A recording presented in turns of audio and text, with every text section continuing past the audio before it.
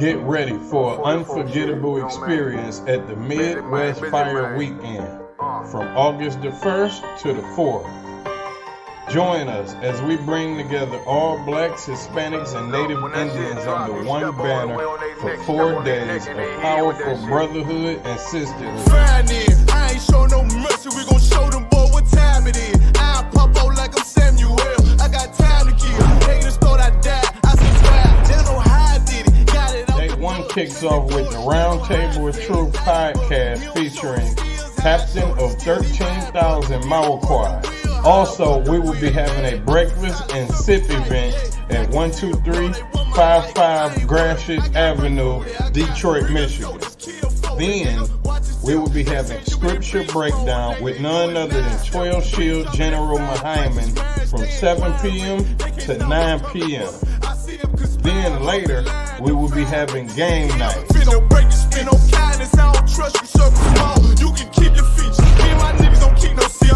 On August the 2nd, we will be having a street teaching and a food and clothing giveaway at the Detroit Transit Center from 10 a.m. to 4 p.m. Then you can join 13 Shield Commanding General Yahanna for a powerful discussion. Are demons real and are they among us? From 7 p.m. to 9 p.m. After that, we will be having late night activities at our bar on 21530 Gratiot Avenue. On August the 3rd, we will be visiting the Charles H. Wright Museum from 12 p.m. to 2 p.m. And join us at the Action Impact Gun Range from 3 p.m. to 6 p.m. We having an album release party at Flood's Bar and Grill for none other than Captain of 13,000 of Clyde Albright. Then, last but not least, we will be having the 7th annual Midwest Barbecue at Chandler Park from 10 a.m. to 8 p.m. This is not like any other barbecue you ever been to. Bring your children, bring your family and friends. It's free food and it's a safe environment.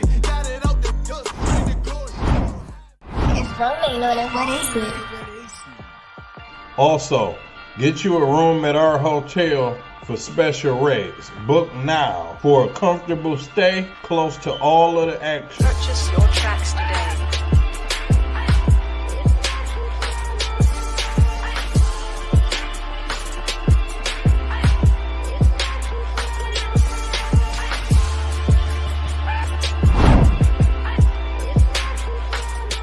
Support the Midwest Fire Weekend by donating to our GoFundMe.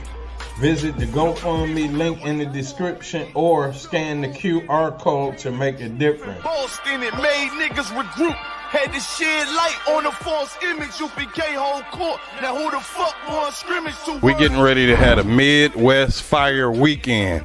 Then the ISUPK Chicago coming at you once again to let you know about the Midwest Fire Weekend. Came to speak to you about some events we're having in Detroit, Michigan. Fire Weekend, Thursday, August 1st to Sunday, August 4th. Inviting all single blacks, Latinos, and Native American Indians to our Midwest Fire Weekend. And you know what it is. It's that time of the year again. It's the Midwest Fire Weekend, hosted by Captain 13,000 Mauquai, August 1st through the 4th. Real ISUPK Kentucky here to invite every so-called black, Hispanic, and North American Indian to the Midwest Fire Weekend, Detroit, Michigan, August 1st through the 4th. Tune into the Midwest Fire Weekend from August 1st to the 4th. Don't miss out on this incredible event. Join us for the Midwest Fire Weekend from August the 1st to the 4th. Visit www.isupk.com or scan the QR code for more information.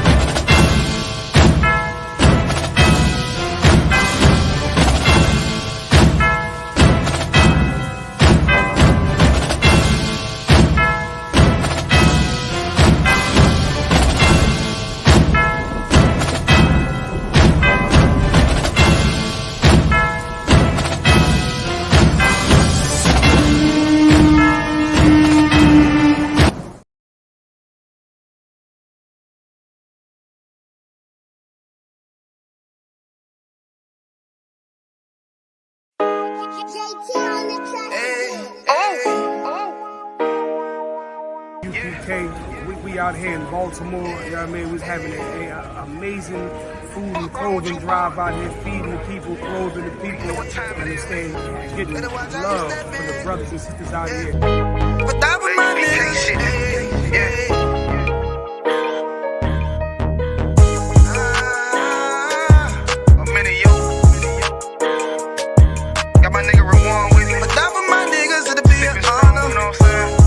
under command in General Yahanna.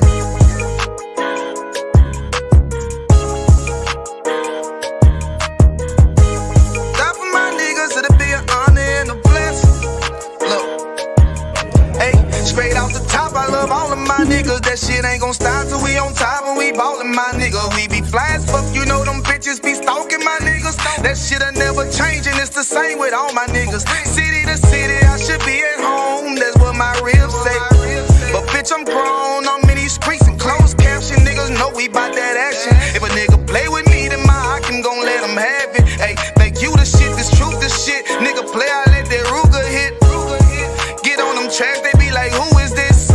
I'm rude with it, ain't got no manners. All them pussy niggas talking shit, yeah, I know they can't stand us, but we UPK, Louisiana, bitch, that's what I'm reppin'. And my niggas solid number, real ones in my section. If you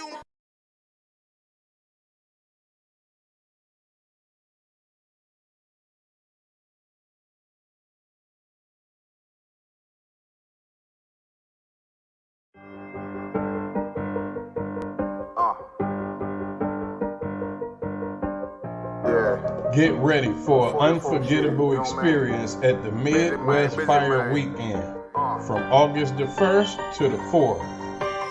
Join us as we bring together all blacks, Hispanics, and Native Indians under one banner for 4 days of powerful brotherhood and sisterhood. I ain't show no mercy, we gon' show them boy what time it is. I pop out like I'm Samuel, I got time to kill. Haters thought I died, I survived, they don't know how I did it. Got it Day 1 kicks off with the Round Table of Truth podcast featuring Captain of 13,000 Mauquai. Also, we will be having a breakfast and sip event at 12355 Gratiot Avenue, Detroit, Michigan. Then, we will be having scripture breakdown with none other than 12 Shield General Muhammad from 7 p.m. to 9 p.m. Then later, we will be having game night.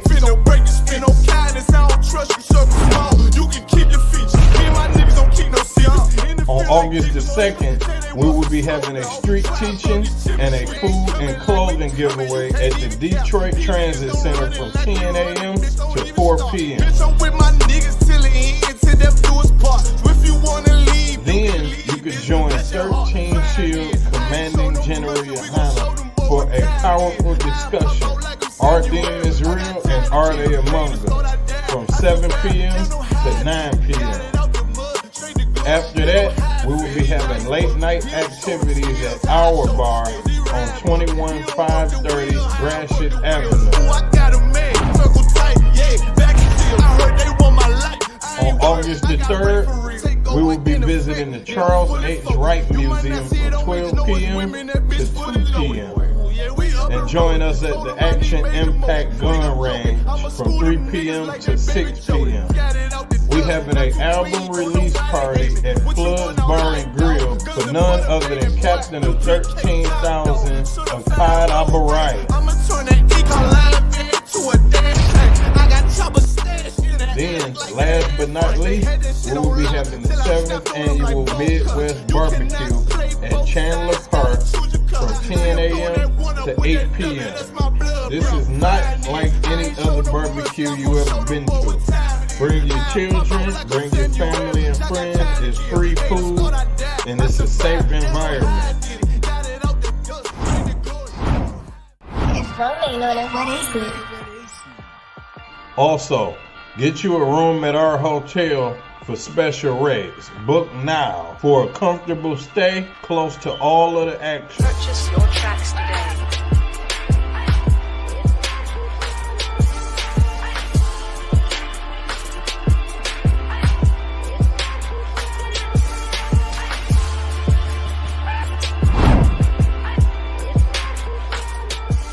Support the Midwest Fire Weekend by donating to our GoFundMe. Visit the GoFundMe link in the description or scan the QR code to make a difference. Boston, it made niggas regroup. Had to shed light on the false image. ISUPK whole court. Now who the fuck won scrimmage to? We getting ready to have a Midwest Fire Weekend. Then the ISUPK Chicago coming at you once again to let you know about the Midwest Fire Weekend. Came to speak to you about some events we're having in Detroit, Michigan. Fire Weekend, Thursday, August 1st to Sunday, August 4th. Inviting all single blacks, Latinos, and Native American Indians to our Midwest Fire Weekend. And you know what it is. It's that time of the year again. It's the Midwest Fire Weekend, hosted by Captain 13th South Marquardt, August 1st through the 4th. Real ISUPK Kentucky here to invite every so-called Black, Hispanic, and North American Indian to the Midwest Fire Weekend, Detroit, Michigan, August 1st through the 4th. Tune into the Midwest Fire Weekend from August 1st to the 4th. Don't miss out on this incredible event. Join us for the Midwest Fire Weekend from August the 1st to the 4th. Visit www.isupk.com or scan the QR code for more information.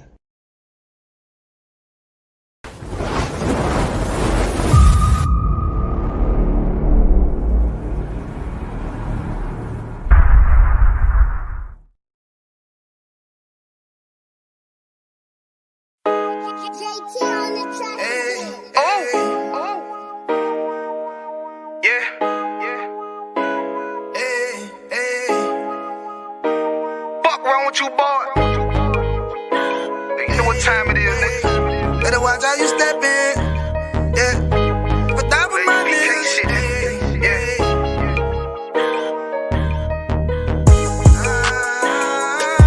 A minute, yo. Got my nigga Rewan with me. But that was my niggas, it'll be an honor. You know what I'm saying? Under commanding General Yahanna.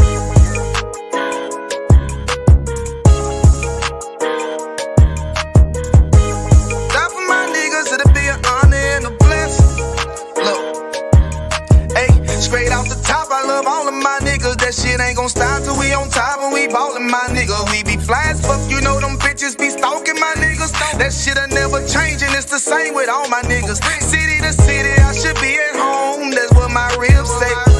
But bitch, I'm grown, I'm in these streets and closed caption. Niggas know we bout that action. If a nigga play with me, then my hockin' gon' let him have it. Hey, think you the shit, this truth the shit. Nigga play, I let that Ruger hit. Get on them tracks, they be like, who is this? I'm rude with it. Ain't got no manners. All them pussy niggas talking shit. Yeah, I know they can't stand us, but we UPK Louisiana, bitch, that's what I'm reppin'. And my niggas solid, number real ones in my section. If you wanna get down, put your boots on, start steppin'. Brotherhood is a weapon. Brotherhood is a weapon. Better watch how you steppin', cause brotherhood is a weapon. If I die for my niggas, it'll be an honor and a blessing. Better watch how you steppin', cause brotherhood is a weapon.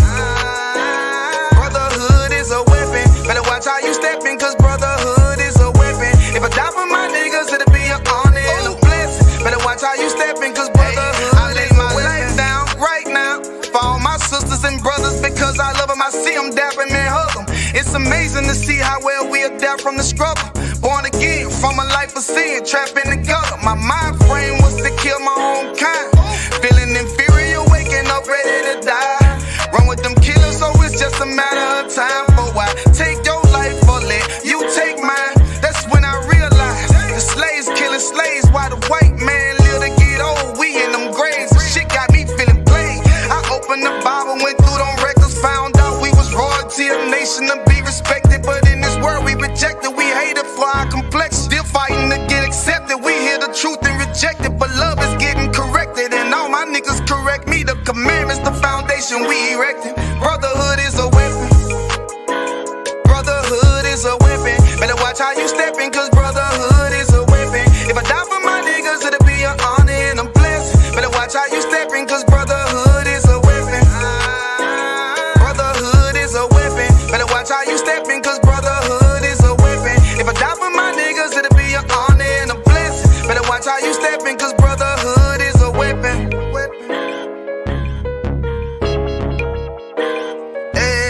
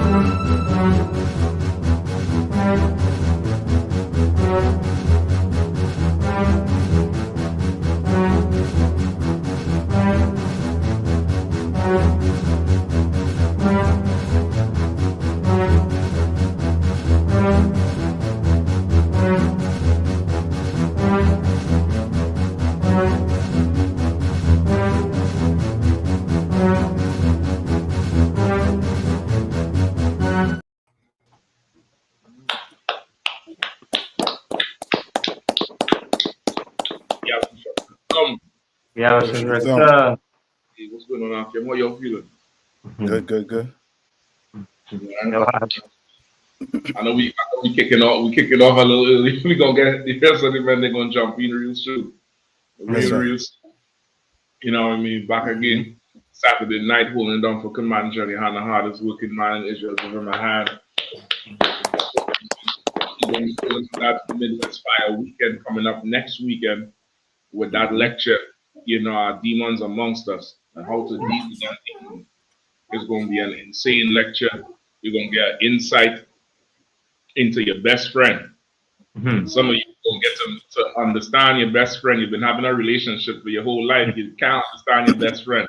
But next week, you're going to understand your best friend live and direct. Come check him out. Detroit, Gratiot Ave.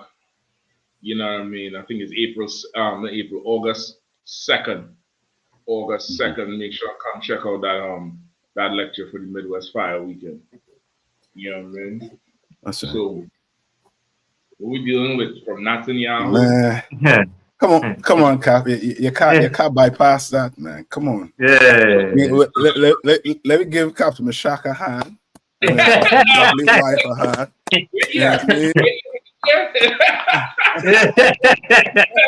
Let me give you all a hand, man. And Captain and Margie shot too.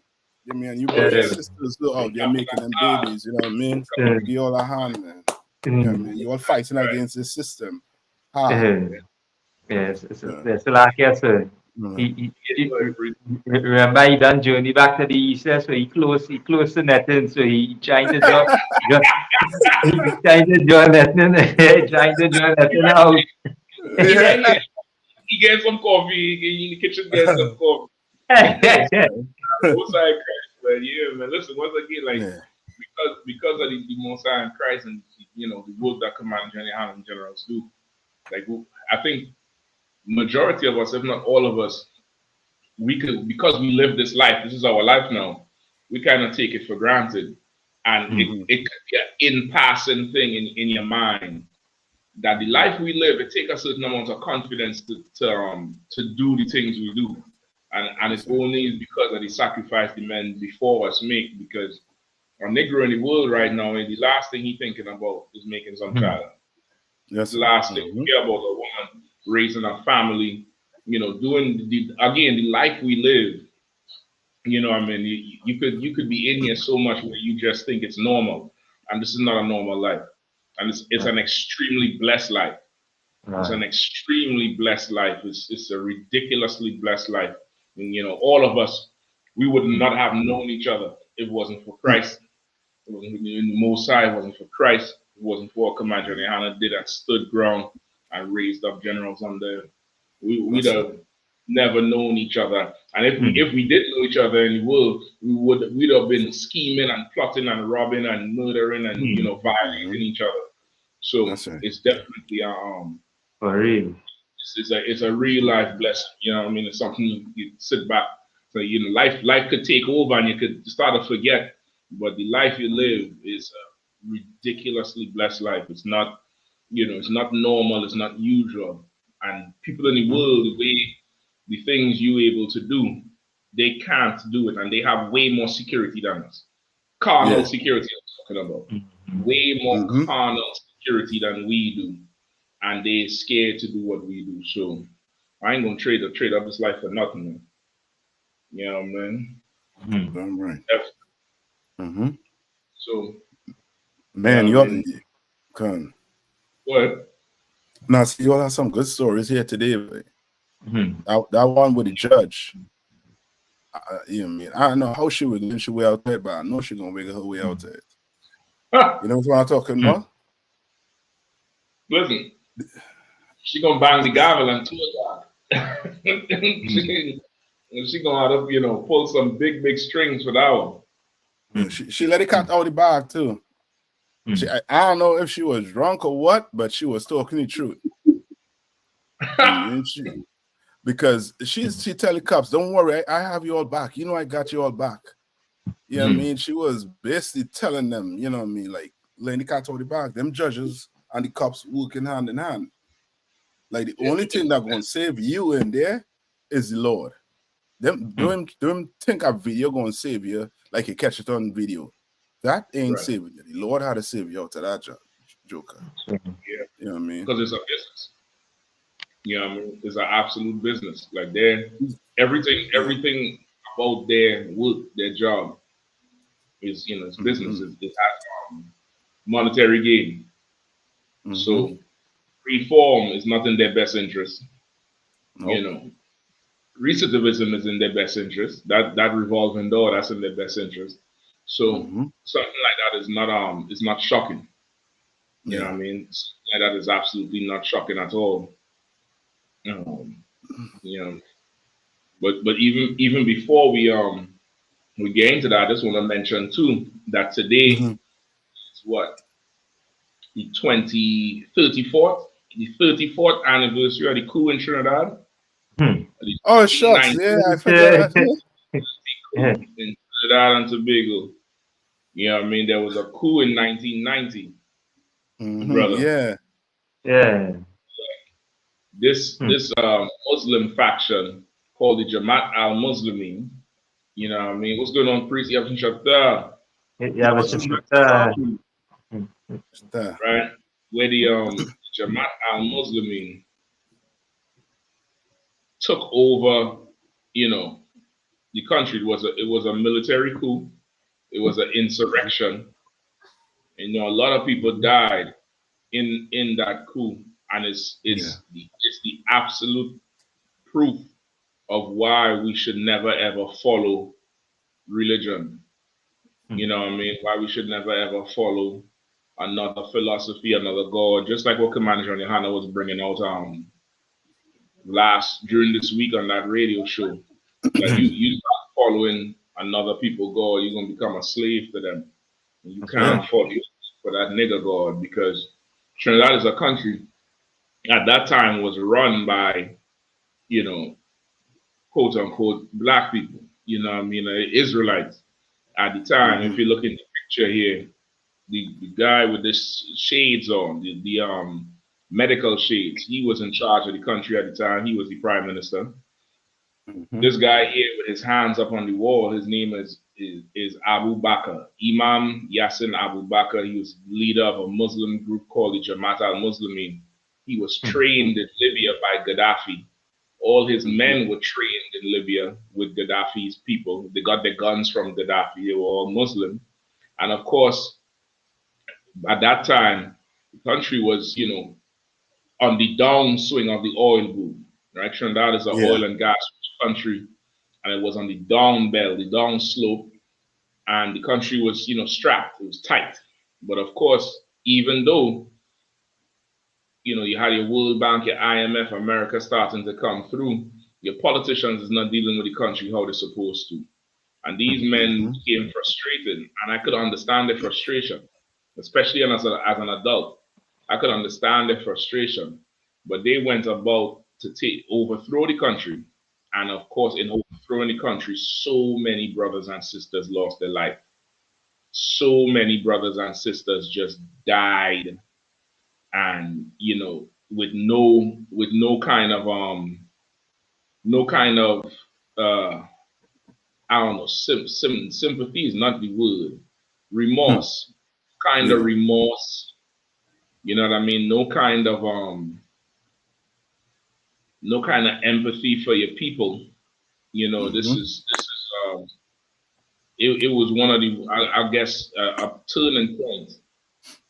If anybody who remember in the history of Trinidad, Trinidad and Tobago, the guy in the middle there with the beanie, gray beanie, Imam Yassin Abu Bakr, that's the one who took over the country. The picture there on the left, this is in the parliament.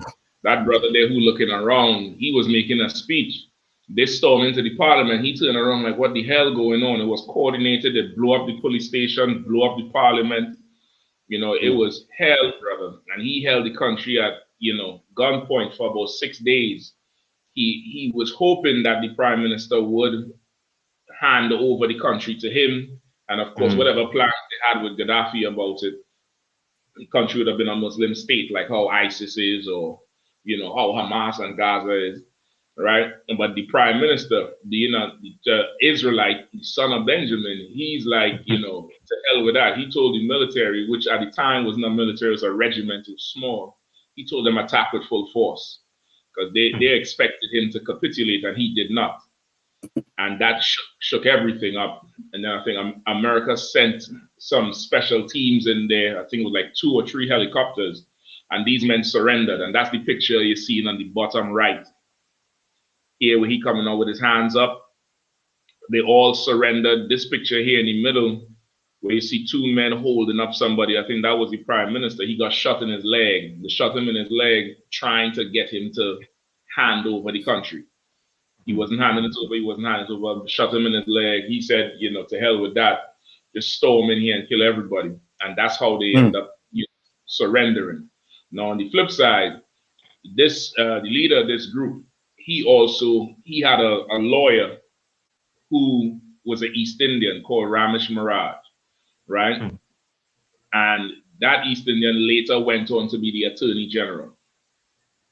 And during his time as being the lawyer, he was able to get so much political secrets on everybody that even though he overthrew the country, even though he shot the prime minister, even though he was responsible for so many deaths in Trinidad, he was able to walk free, scot-free. And I believe the government had to pay him for destruction of their property. They had some property in the east that the government ended up bulldozing and taking over. It was a whole ton of nonsense going on. But I know in any other situation, he would not be alive. You know what I mean? It's a testament to the oppression that we go through living under these heathens. And no matter how you trade it up, whether you serve the white man or you serve the Arabs, all they're going to make you do is hate your people. That's right. That's all they're going to make you do is hate your people. Because even after the same Abu Bakr, he was interviewed on the TV. And they asked him, they say, well, so many people died. So many people died in the coup. So many people died in the overthrow of the government. And he turned to the reporter, I forget the reporter name. Let's say the reporter name is Mr. John. He turned to the reporter and he's like, Mr. John, people die every day. People die every day. What's the big deal? And this is your own brothers and sisters. And it's one thing if you're rebelling against another nation. But you fuel funded and trained and had so many of your own people die in the name of making it better. And how is Trinidad now? So is it any better? Did the coup do anything? Nothing. Did nothing but made me miss cartoons for about a week. I was so goddamn mad. I was a little child at the time. I didn't know what the hell was going on. I just know you couldn't go outside after a certain hour. But I kept buying the TV because I said there's something wrong with the TV because ain't no cartoons on. Men with guns in the TV station. The coup did nothing to black people but took black people's lives and traumatized a whole lot of people. A whole generation of people was traumatized by the whole thing. It did nothing for us. It did nothing at all for us. And now, even today, you still have the Muslim section in Trinidad, and there's still division where the East Indian Muslims run a whole lot of things, just like the East Indian Hindus, and the black Muslims are under everything. So what was the purpose of all of that? What was the purpose of it all? The bottom line is make no deals with them. That's right. That's right. Don't take their daughters to your sons. Don't take your sons to. Give your sons to their daughters, or else they're gonna stop you from worshiping God, man. Like these religions is going to ensure that you hate your own people, and you will see your own people as what? Just collateral damage. I mean, if I could, I'll try to find the clip before the end of the show. But he turned to the reporter and said, "Mr. So and so, people die every day." Yeah, heartless. heartless and totally just, you know. And once again, that comes from the philosophy of the Islam. That's and, right. and he learned Islam from who? A heathen. Yeah. So the heathen is not going to teach him to value, you know, the children of Israel. The heathen is going to teach him to value the heathens. You know what I mean? The heathen is going to go ahead, Cap. No, just to add to what you're saying too, and to show you how, you know what I mean, you have to really, you know what I mean, scrutinize your leadership. You understand? Your leader not willing to go down with the, you know what I mean, with the ship, then, you know what I mean, question it. You know what I mean? Question what your leader teaching you. You know what I mean? If he ain't willing to go down with it.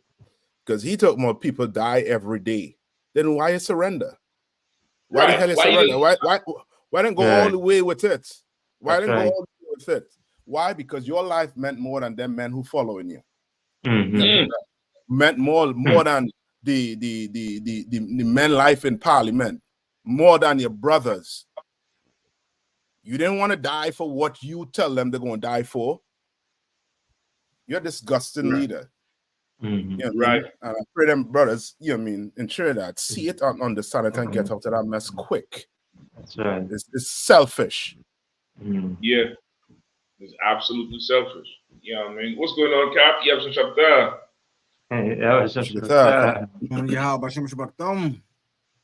Yeah, you so right now. Like I didn't even think of it like that. Like you send men to die, and you kill people, and people died in the chaos. Because you remember for that, I think 6 or 7 days it lasted. The country was on lockdown, 12 hours, 6 to 6 curfews. There was a whole ton of looting. Port of Spain, which is the main city, was down there burnt down, flat down, looting going on. I mean, men carrying fridge on their back. It was so bad. And again, poverty. So, you know, people seeking the opportunity. But also, the police and the military was out in full force and can't get to what they want to get to. So the only thing they could turn to is the civilians who might be carrying a stove, carrying a fridge, whatever. And a lot of them people was put to death. They found a lot of bodies after the coup in like bushes. A lot of bodies just out there because for 6 days the country was really lawless. I mean, and this thing was well planned. Like they had a coordinated attack. The time they stormed the TV station was the same time. They drove a car bomb into the main police station in Port of Spain. Drove a car bomb into it, blew it up. It was a huge explosion. They had a football game going on. People in the stadium spoke about how they heard it and saw the big fire going up in the air. You know what I mean? One brother called Jamal Shabazz. I remember him good because he was a football coach, right? He also went on the TV and did an interview and spoke about how coup almost never happened because they was moving with these crates of guns. They was moving with these crates of guns from one area to the next, and in moving the guns, they coming around a corner and ran into a group of police going in for the shift change. And one of the brothers who, you know, the first one to clash with the police as they're coming around the corner, he ended up catching the crates before it hit the ground. And the police say, careful young man, and, you know, went about the business, called it going for the shift change. And he said they all looked at each other like that was a close one. Because if that crate hit the ground, all the guns would have spilled out, the coup would have been over. And he say he think about it because them same police went to the station that they blew up. You know what I mean? So I just want to highlight that because it's a testament to never join these religions. Kind of more time. And Salaki, if I could, what's so heavy about this situation, man? It's so heavy because this is what separates Christ from every other leader. When Christ when Christ was on the scene, he didn't say we need to start from the top down. He said we need to start from the bottom up. He told the people. He told the people. He said, "Who's my neighbor?" He said one guy walked past, a brother got robbed on the road and was left for dead. One guy, a priest, walked by and just left him. Then another, scribe walked by and left him. But one brother came, seen him, paid for his health treatment, paid for a hotel for him, and everything so the brother can get healed. He didn't even know him. He said which one was his neighbor. Like that's what the people need. Like we gotta focus on helping our people with the small things from the bottom up, man. If we do that, build our people, man. We'll build a strong nation. Christ understood that and was teaching that to us, because all we thought was, well, let's just get the swords and go get the weapons and just start storming the Capitol, storming the castle, storming the Romans, storming the barracks. That's what the brother wanted to do. He said, when we go and get it in. When you gonna call everybody to pick up arms and let's go fight? He said, "This it's not time for that right here. This not what it is right now." He said, so I think he told the brother, "Get behind me, Satan," because like I was telling the brothers, man, if you got a football team, you got to practice first, man. You can't just get into the game. You got to rehearse the righteous acts. Like we got to be able to take care of ourselves as a nation. We got to start that first. Right. Why even have a nation and we're not even going to take care of each other with the nation? We're gonna get a nation, do what we do in America: get high, have barbecues for 4th of July, sleep with each other's women, fight each other over the blocks. We're gonna tear each other apart, even if we get our own nation. Right. So the same with this brother, this Abu Bakr brother. What he would have did when he got in power? Same thing that the people in power was doing before, taking advantage of the people, helping cronyism. He wasn't about to say, "Oh, let's do some universal health care. Let's everybody go to the bums and let's make sure the bums got places to be, taken care of. Let's start with the orphanages." He wasn't about to start with that. Right. That's not what Islam do. Islam, they'll steal kids and be molesting them and all that. But they're not about to take care of, be a father to the fatherless. Or comfort the widows. So yeah, that's all I want to bring out, man. Christ knows the real formula, what we need. That's it. You absolutely right, Kapash. Like that was a heavy point. Like you had the revolution comes from the ground up. You know what I mean? It comes from the ground. It comes from the base all the way up to the top. And granted, just to give a little backdrop, like there was a lot of folly going on in the government. Like it's not like the government was just doing so well and he was just a crazy madman. This is like the perfect what they call it, the perfect coincidence of forget the phrase. It's like everything go wrong at the right time that gave back. Go ahead, come on. They said what they call the perfect storm. It's damn near like that. That's not the phrase I was looking for, but it's damn near that. It's a perfect storm. Like everything just fall into place that was just chaotic and crazy enough that would make a carnal man do that. Because there was a high profile assassination, shooting. Some sister named Jillian John, she got her brain blow out. They were saying, some of them were saying it was the government did it, the cops did it because she was, spilling the beans. It was a whole lot of nonsense was going on. Plus the people is poor. People is suffering. And this is on the downswing of the oil boom. And the oil boom, brother, it's oil days is big money. And all this was perfect opportunity, perfect amount of chaos going on. And who comes to the rescue? Before that, America is there. America trying to get all that oil and gas. Britain is there, and they established British Gas, or BG, BP, British Petroleum, and took all the oil and gas. And now the white man gone, and now we run. It's like how the scriptures say, you run from the scorpion, it bites you. You put your hand on the wall, this bites you. You're running from the bear. You run from the oppressor to the Arab oppressor into the Islam, and then the Islam teach you now, go take things into your own hand. People die every day. It doesn't matter who die and who you kill and all that type of shit. And brother, it was a bloody nonsense for nothing. Mm-hmm. It was a bloody nonsense for nothing. Go ahead, Cap. I don't know if you remember too. I think the opposition leader and somebody else didn't show up that day too. Which means, as I say, the parliament, they knew, some people in there knew what was going on, knew what was about to start. But at the end of the day, you know what I mean, as you're saying, you know what I mean, like we choosing, you know what I mean, like but right now with the election, you know what I mean, it's like, what is it, choosing lesser of the evil? You understand? When why choose any of them? You know what I mean? As the past say, why not go? You mean you a leader? Start from the ground up. Start with the poor people.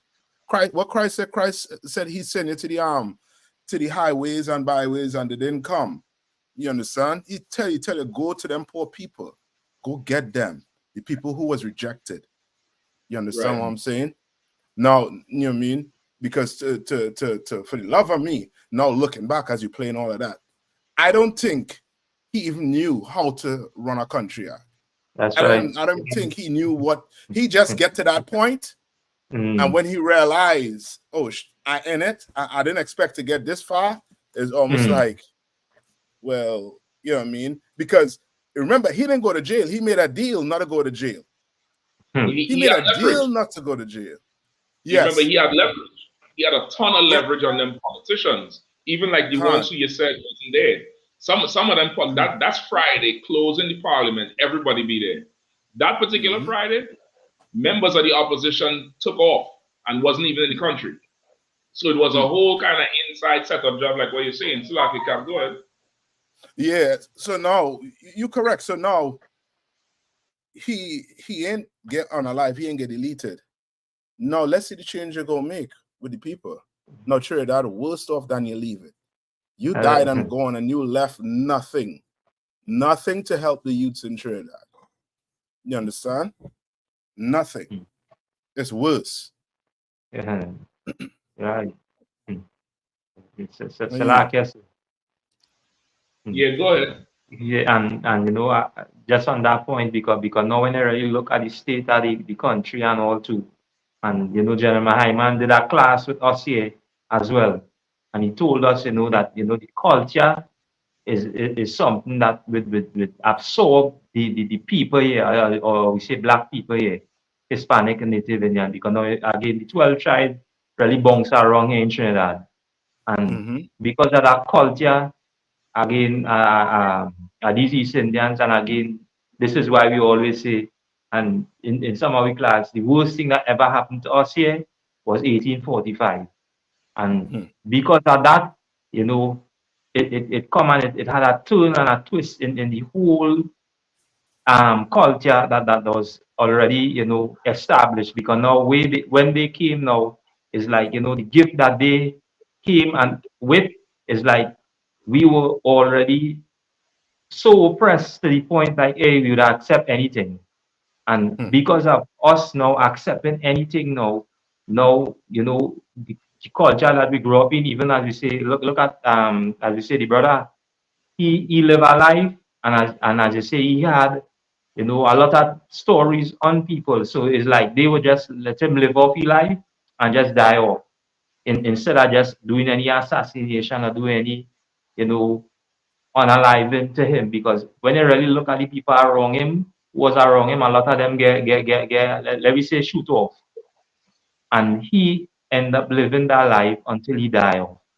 And as you say, the country as it is today is like in a more worse state, because now again we bringing in no guns, we don't own the ports, we don't own nothing here. So now they would establish everything that coming in and going out. So now how guns reaching any, as we say, in these communities, how guns reaching, you know, as we say, to the people in, let me say, in Sea Lots and John and Lab until how guns reaching there? Because now none of us do own the ports. But now anything that coming in now, it would come through, as we say, these let me say the 1%, even the East Indian, because now it's like three groups. It would be like the East Indian, the 1%ers, and the Chinese.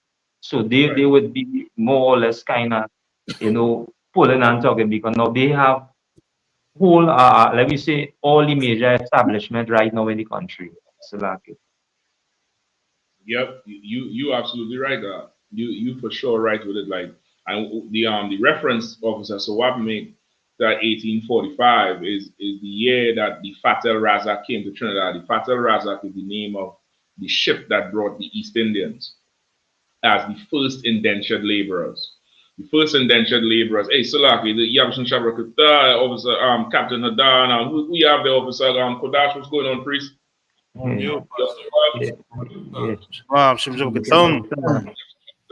Salaki, brother. Yeah, so the reference to what I'm making there is to that Fat El Razak, where they came in 1845, which was about 10 to 13 years after so-called slavery was abolished in Trinidad.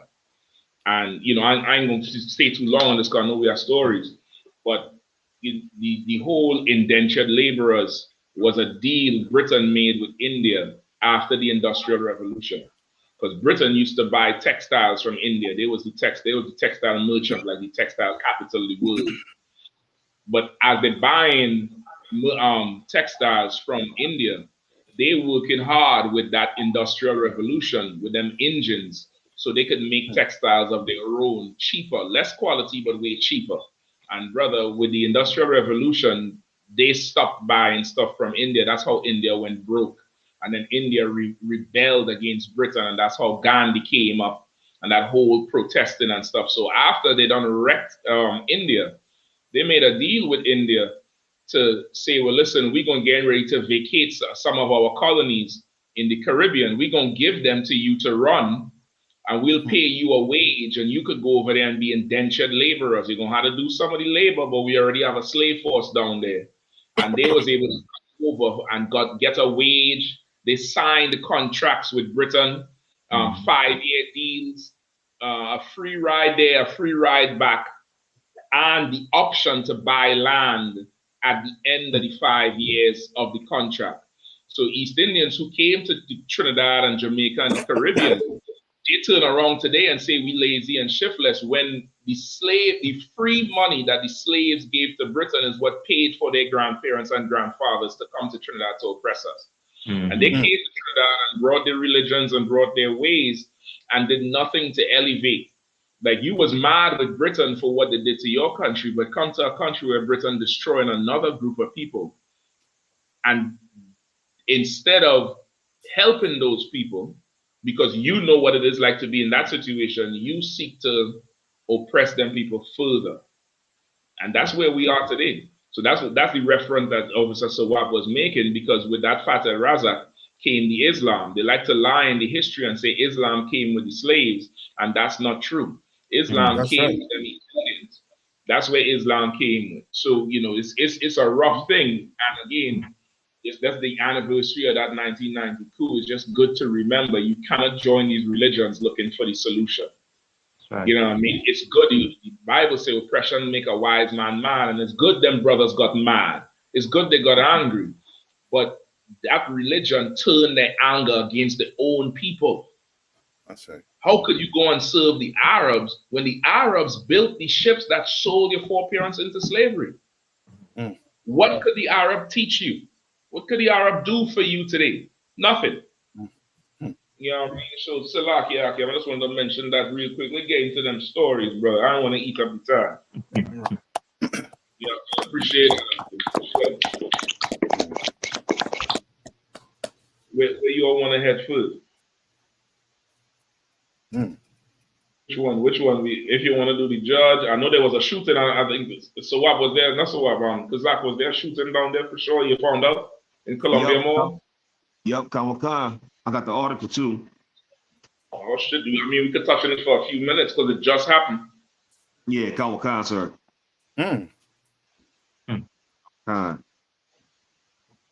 It says, Salaki. Shooting at the mall in Columbia leaves man dead. A man is dead after a shooting inside the mall in Columbia on Saturday.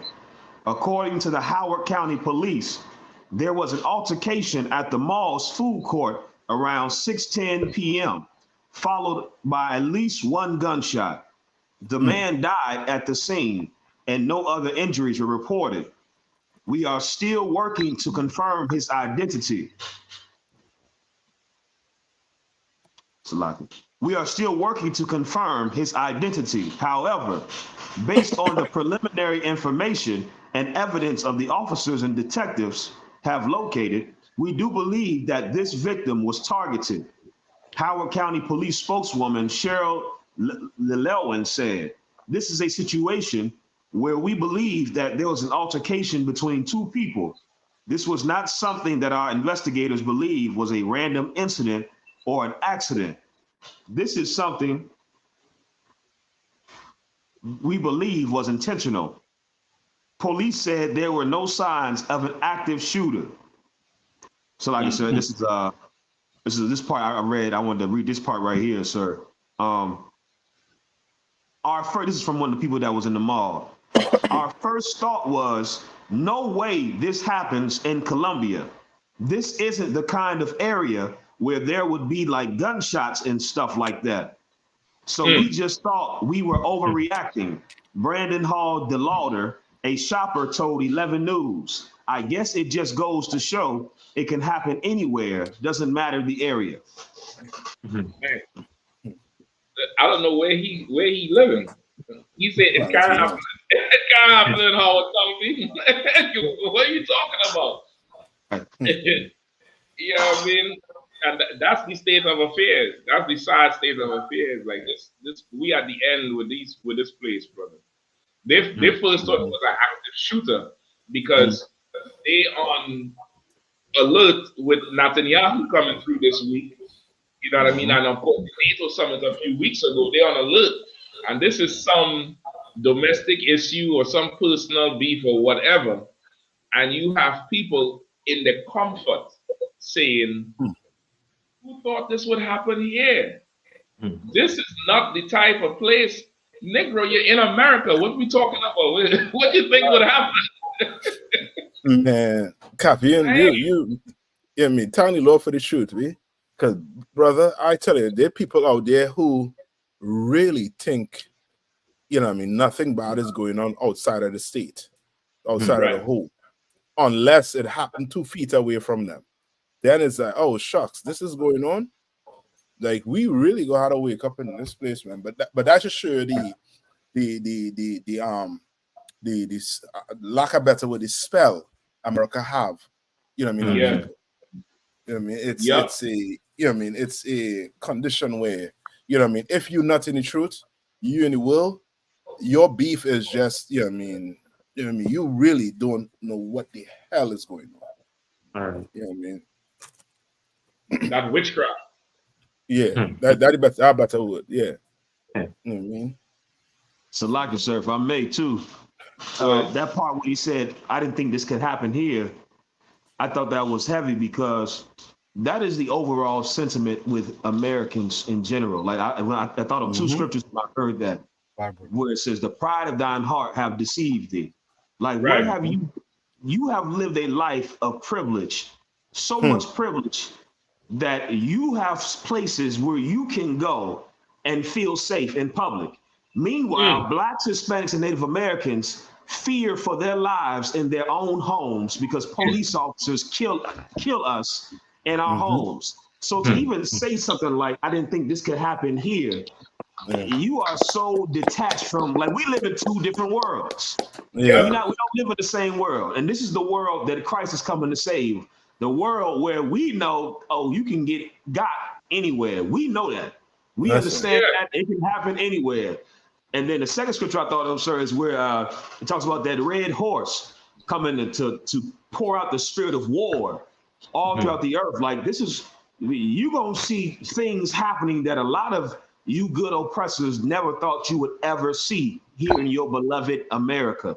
You're going to see altercations and violence that you've never thought you could see happen right here in this land. And chiefly, World War III is coming to the shores of America. They just had the jets, the Chinese and the Russians running joint military drills off the coast of Alaska.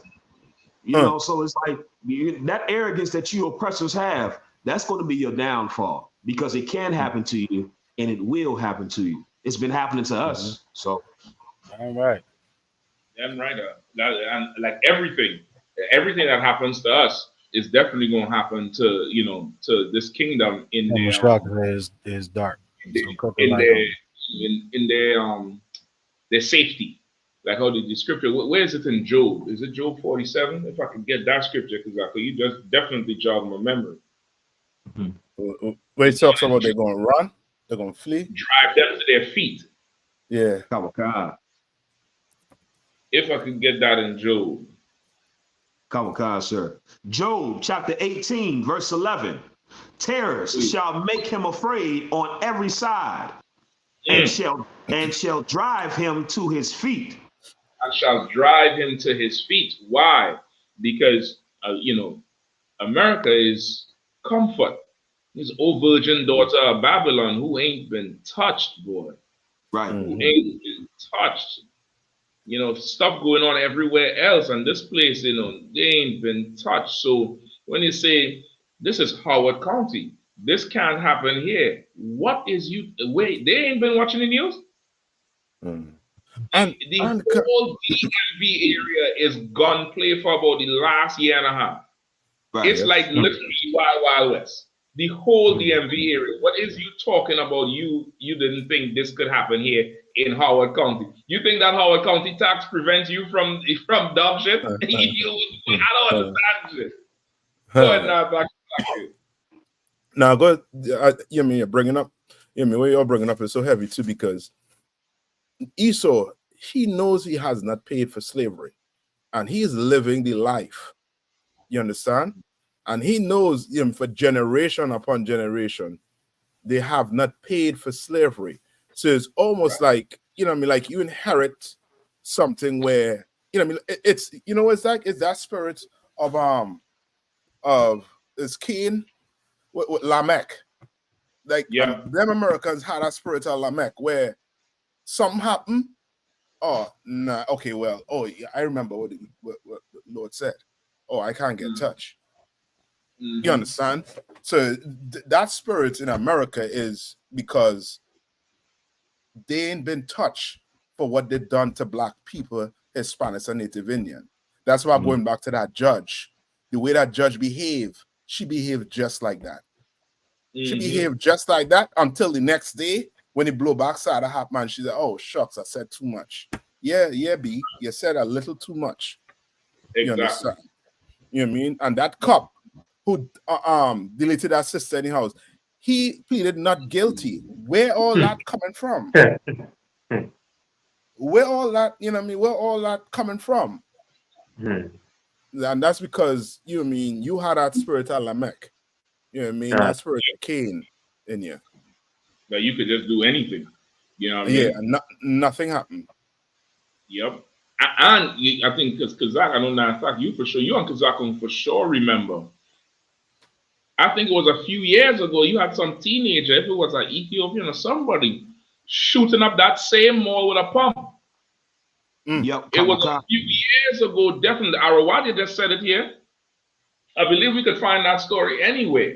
You know what I mean? Somebody was in there just a few years ago, lighting up that zone. So to say that, you shocked that this could happen here, which means like just like B Mo N says, what's he coming? He said, right, they like let that stuff happen in those neighborhoods, and that's true. So when they see all the news about shootings in the other neighborhood where the rest of us live, they don't have a problem with that. To them, it's like, this shouldn't happen here, which is the problem with a lot of our people. We set a standard based on how close you are to the white man. Your radius from the white man is your standard of living. The closer you are to him is the higher your standard of living. And the further away in the radius, in the circle radius you are to him, let anything could happen. Molestation, AIDS, abortion, homosexuality, whatever. The minute you start to get a little bit white collar and wearing suit and tie and you moving into their neighborhood, all of a sudden you know what the hell morals is and what's good behavior and bad behavior and antisocial behavior. Like the white man is your damn, beacon of compass, of moral compass, when it should not be like that. compass should radiate out of black neighborhoods. Right. That's where morals should happen. The moral compass should radiate out of where we are, because we the author of everything. We understand what's right and what's wrong, not them. You know what I mean? General Q said his mom heard the shots from where she was. You know what I mean? General Q also put Isaiah 47:1. Come down and sit in the dust, O virgin daughter of Babylon. Sit on the ground. There is no throne, O daughter of the Chaldeans, for thou shalt no more be called tender and delicate. That's so right. That's what's happening. That's what's happening to America slowly but surely. God, sir, if I could. Surely. Go ahead, Hadar. If I could, read the scripture for me. I got a scripture in Ezekiel, and like y'all was touching on, you know, them saying they not being used to this happening, or if it could ever happen in these neighborhoods, because like you said, they protect the radius around their neighborhoods, and then they leave us to live in hell. But the Lord prophesied that these devils ain't got too much longer for that. If I could, I got a scripture. Read this for me, brother. Put the mic closer to Kodash. You ain't really hear it. Therefore, as I live, saith the Lord God, Salaki, this is Ezekiel 35:6. Therefore, as I live, saith the Lord God, I will prepare thee unto blood, and blood shall pursue thee. That's what the Lord said. The Lord said he was going to prepare these devils for blood, and blood shall pursue thee. The time for us to just be living in hell and him not seeing none of the repercussions for all the guns and drugs that he put in our neighborhoods is over with. The Lord prophesied that blood will pursue this devil. Keep going. Since thou hast not hated blood, even blood shall pursue thee. That's heavy right there. And that's what they seeing out there. The blood is getting ready to pursue them. They saw it briefly with the what was it? The overthrow of the White House that they tried to do. Right. And it's just gonna continue from here on. So like, yeah, you absolutely right, priest. You absolutely right about that's their whole spirit. And that's their whole spirit. And so that they're carnal. So carnal. And when the blood do come up upon them, they will beg for mercy at that point. It's gonna be too late. You know what I mean?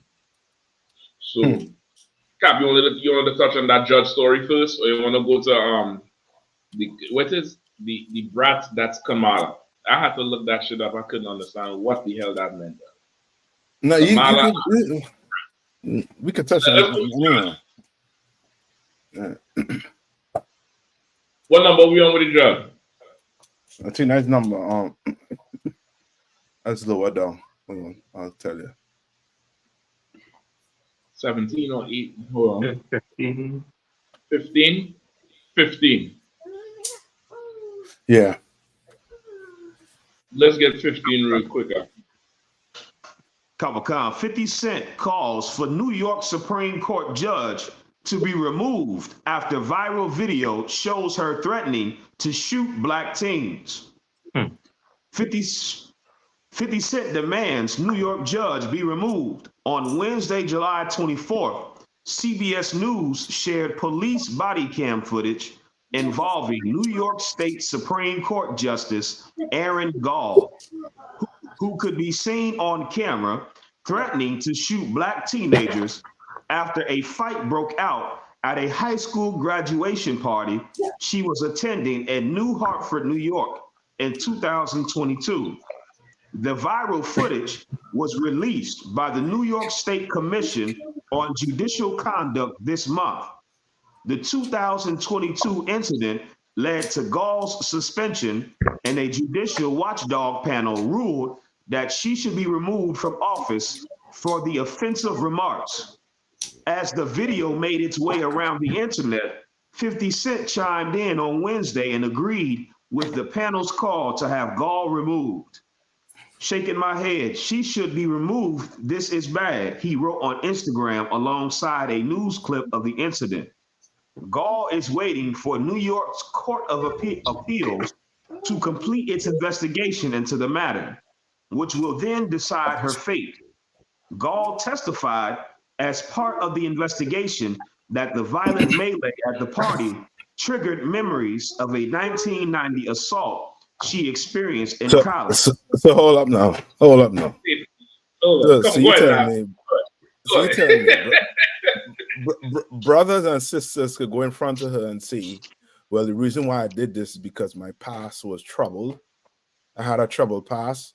My father was abusive. My mother was abusive. Can brothers go in court and say these things and be just let out? No. She's going to hit that gavel and give you 20 years to life.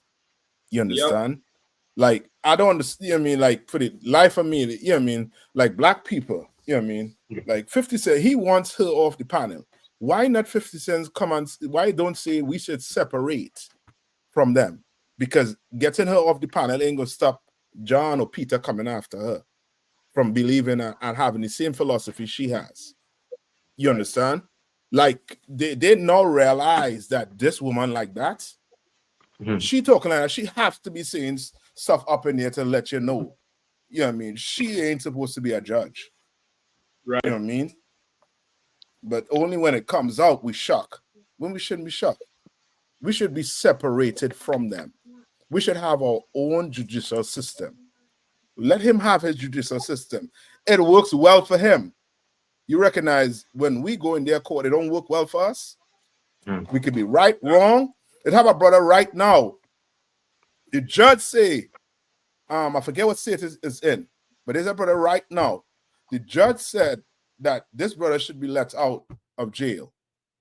The governor come and trump the judge and say, no, he had to stay in prison.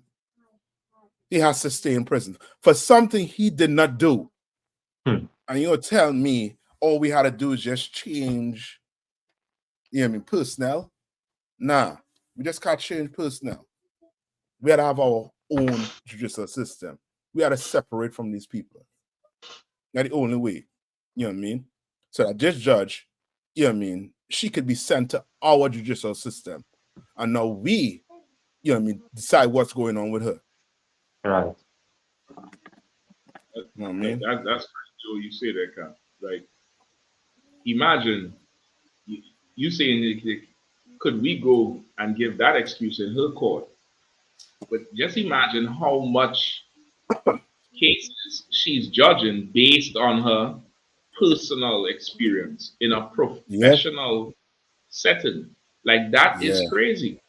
Think about how much of her, you know, quote unquote, would be assaulters that she experienced before. Imagine you walk in there and you resemble somebody who she say assaulted her. Brother, your life is over. Yeah. Yeah. Like, that is absolutely crazy. Like, daily real thoughts. Go ahead, please, Salaki, brother. Couple concert, and there's so many brothers and sisters that you talk to them, and they tell you their story and, you know, how their situation, the court case panned out. And there's so many brothers and sisters that will tell you the judge wasn't right. The judge wasn't right.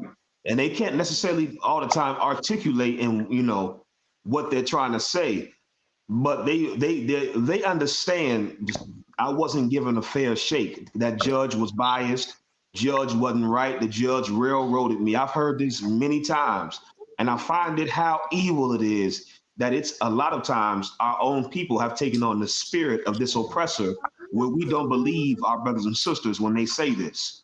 In our mind, see, you just, you playing a victim and you did something wrong, when the reality is, I believe every single brother and sister that any brother and sister that makes that claim, I believe them. That says the judge wasn't right, I'm going to believe them over anybody else, because what's coming out and what's being shown is that they all agree on how they feel about us. My question is, why did it take the Judicial Commission, a commission of judges, why did it take them 2 years for this footage to come out and her suspension to happen? That's because, like Captain Nayathak said, they can remove her from that seat and they'll just put in another judge that feels the exact same way about us. It has nothing to, we got to look at this practically, we have to now separate ourselves and we have to come together. And I ain't talking about you got to leave America. I'm saying we got to take our spirit out of America and not do the things that America has taught us to do. It's American culture to be criminals. It's the white man's culture to sell drugs and murder and rape and molest and do all. That's not our culture. That's their culture. And we're suffering more than them for doing what they do. We should look at that and say, something has to give. We got to stop. We got to come back to our culture, and that's the Bible. Yeah, you're right. You're right. And like the say here, they was blackmailing her for 2 years. So there was whoever had the footage was extorting her. So that's even worse because she's now a compromised, public servant. Yeah. Yeah, she a compromised public servant. So who knows what the bribe was? Listen, I have a cousin coming in there. I need you to give him 8 months. 8 months tops. Light duty. Who knows what brother? She's supposed to go to jail for a few years. Well, at least 10. At least 10 for injustice. You know what I mean? How the Bible said, go ahead, Cap. I didn't mean to cut you off, Cap. A lot. No, you good. No, I was reading the article. I know as one of it's different articles on it, but I know in one section it said that she said that they look like they wasn't that smart. And they're not going to business school. They don't like they're going to business school. And she mentioned that to about the black kids. See. The Bible says, judge righteous judgment, judge not according to appearance. That's in the book of John. Hey, Cap, I don't know if you have time, but I have something to read here for you, right? Come on. Right. This is from a book called A Century of Dishonor. All right. These books, you had to go, search them out. You had to hear certain devils bringing them up. Otherwise, you would not know about this. This book is about, I think this Helen White, I believe, is the writer of this book, who puts in their stories of what happened to the so-called Native Indians. Right. So this is one of them. Massacres of Indians by white.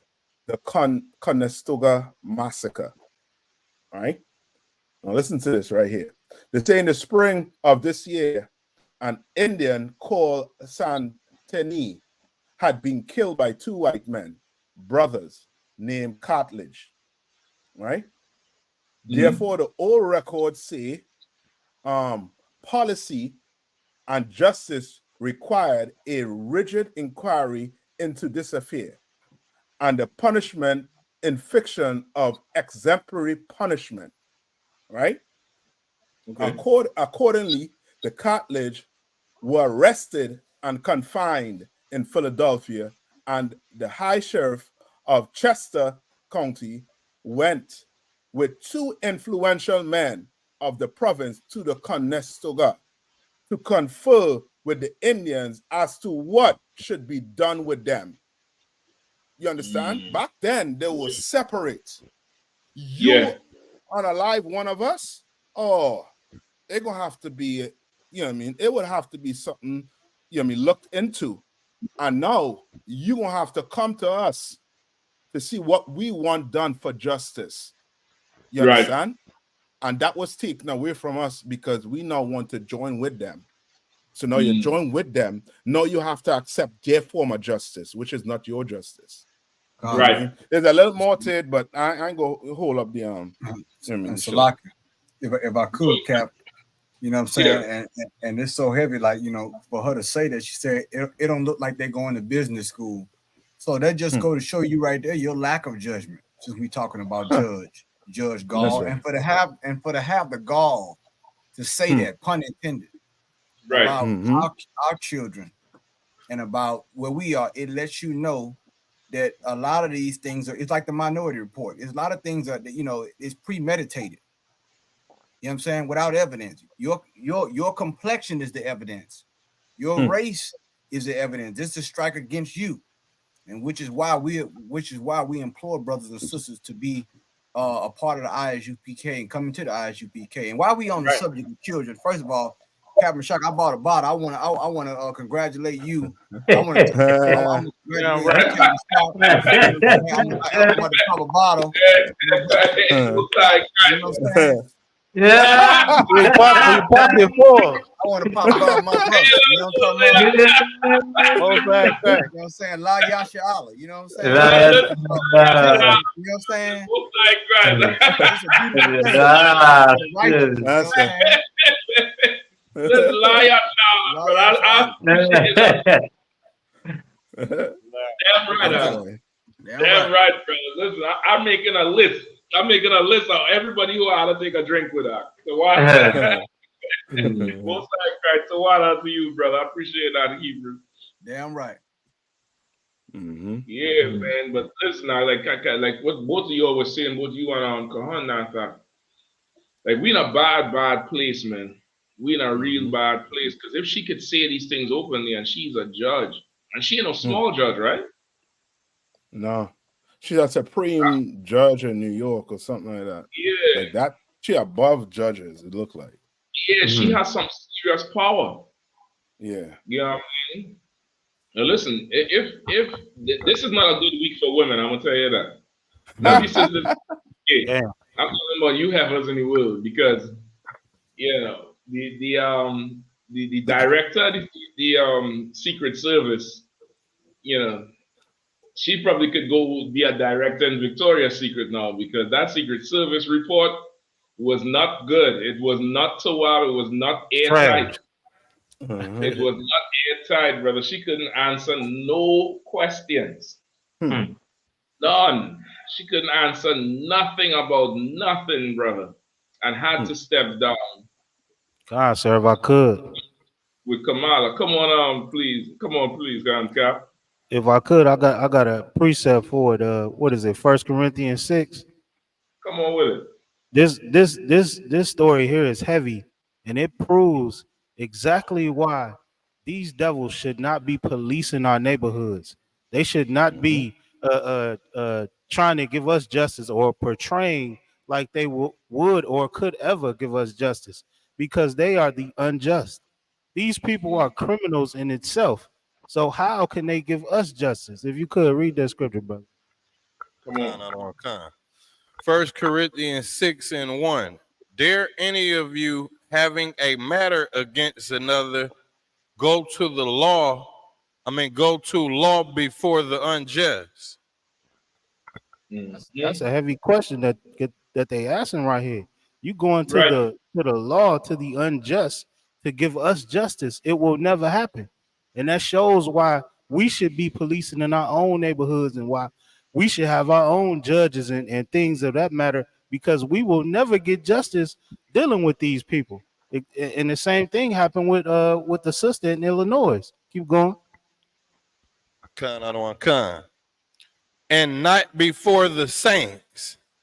Do ye not know that the saints shall judge the world? If I could, that's a heavy scripture, and that's why the Lord built up the Israelite School of Universal and Practical Knowledge under command of General Yahanna. We should be policing our own neighborhoods. They should not be policing us. They should not be the judges over black people. It will never work. So like it. Right. Right to that one.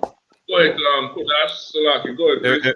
If I may, the flip side of what I'm looking at is when 50 said, she need to be removed. I think of what Captain Tazariak always say when people just try to pick up a Bible overnight. Like, if you're not trained to do what we do in the ISUPK, it kind of backfires. Like, 50 probably got a small percentage of being in the right spirit of what he's saying, but him doing that is just like, it just shows you like the audacity for him to even try to speak for us, because if you can't see that they don't even respect our politicians and people that try to speak for black people professionally, then what are you? You a rapper. Like you gotta later on, you know, you gotta get in your lane and just be an entertainer. Listen, I definitely get you, Kodash. I definitely get you with that. But if I could, on that same note, where even in the scripture it said the Lord gonna start to pour His Spirit out on His people, and okay, you absolutely right. He ain't us.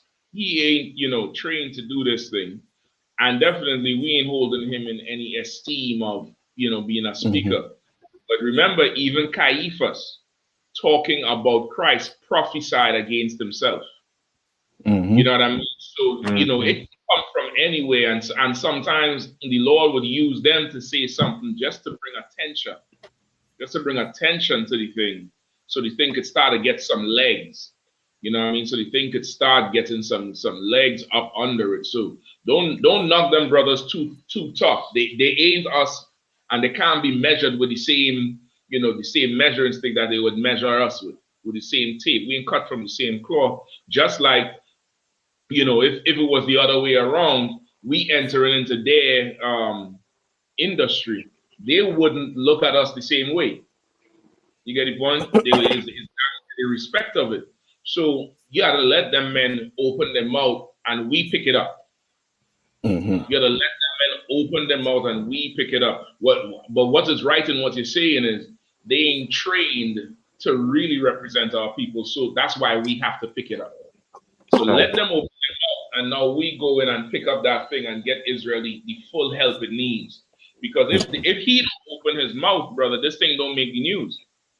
The heading of the article is what? 50 cent something, right? Yeah. So, you know, he had to open his mouth. He had to open his mouth for sure, you know what I mean? But I definitely get what you say for sure. I definitely get what you say in there. It's definitely the right spirit, but this here is going to be a very professional, trained approach, and it's only going to be done by the men and the men in the Israelite school of UPK. That's right. I mean? Right. Ima Shara Yisrael. I don't know if that's the name. You see, that's like telling LeBron to shut up and dribble. No, that is not like telling LeBron to shut up and dribble. That's absolutely damn near the opposite. That's not what the brother's saying at all. He ain't telling him to shut up and dribble. He's making the point that when celebrities speak out, people will think they are the ones to follow because they are celebrities and they're not trained. That's why he said it reminds him of people learning the Bible overnight. It's not the same thing.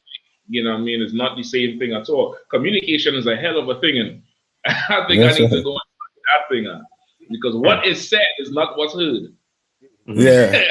What's heard is not what's understood. I'm getting to realize that in, you know, as I age, I'm realizing communication is a hell of a thing, brother. Exactly. Yeah, I mean, it's a hell of a thing.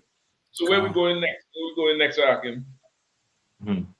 Hold on, we gotta plug our Midwest Fire weekend. When the Midwest Fire, when the whole crew in Detroit, get over here. Plug that Midwest Fire weekend, boy. Come on, let's run it down. That's right. So, Lucky, if I could, we got the Fire weekend coming up. It's gonna be so heavy this weekend. I mean, this week, next week, starting on August the 1st. So that Thursday, we got the Round Table of Truth going down at 10. And then after that is General Muhammad's class at 7 to 9. Those events will be held at the Detroit School, 12355 Gratiot Ave. Friday, what is it? August the 2nd is Commander General Yahanna's lecture, and that is the main event of the whole week. You understand? And that's going to be so heavy. The conversation, or is demons real and are they among us?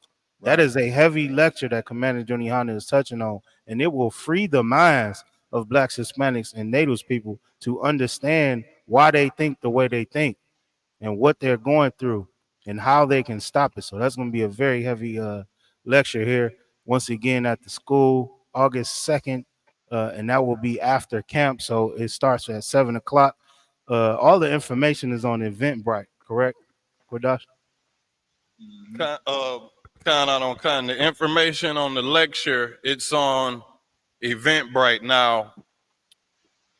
We also got link trees with all of the information. I'll drop a few of the things that's going to be happening on Saturday. We're going to a gun range. We're going to the Charles H. Wright Museum. It got a lot of artifacts, slave ships, a lot of historical black information inside of there. So we going to the gun range after that. And then we also have an album release party with 144 The Rebel, Captain Akai. All right. 13,000. He coming up in Detroit and about to tear this place to shreds. And then after that, we got the Midwest Fire Weekend, the 7th annual Midwest barbecue. We're going to be waking up the city, feeding all of the people in the city, trying to get the whole city out there, and they're going to be able to see the Brotherhood of the ISUPK, the Israelite School of Universal Practical Knowledge in action. Yeah, right. That's so heavy what the brother is saying. Everybody in the area and outside of the area, make sure you get to Detroit August 1st through the 4th, man. Midwest Fire Weekend under Commander Yahanna and Captain of 13,000 Mile Quad. Damn right. Yeah, damn right. I think Muhammad having that scripture breakdown August 1st, right? August 1st, 7 p.m. to 9 p.m. That's the Thursday or the Friday? That's that Thursday, sir. Correct. August 1st. August 1st scripture breakdown, counseling available. Friday is the lecture with Commander General Yahanna. Are demons real, and are they among us? And like I said before, you're gonna meet your best friend.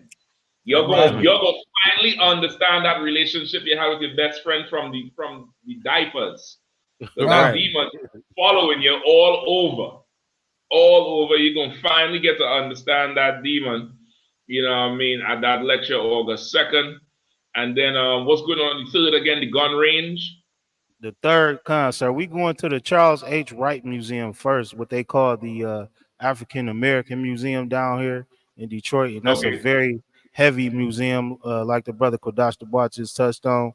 It's something that you want to see at least once in your life, because they recreated a slave ship and from the whole ship, from the top to the bottom. So it's definitely something you want to see. We also have the Motown exhibit inside that museum as well. So all of that's going on that Saturday.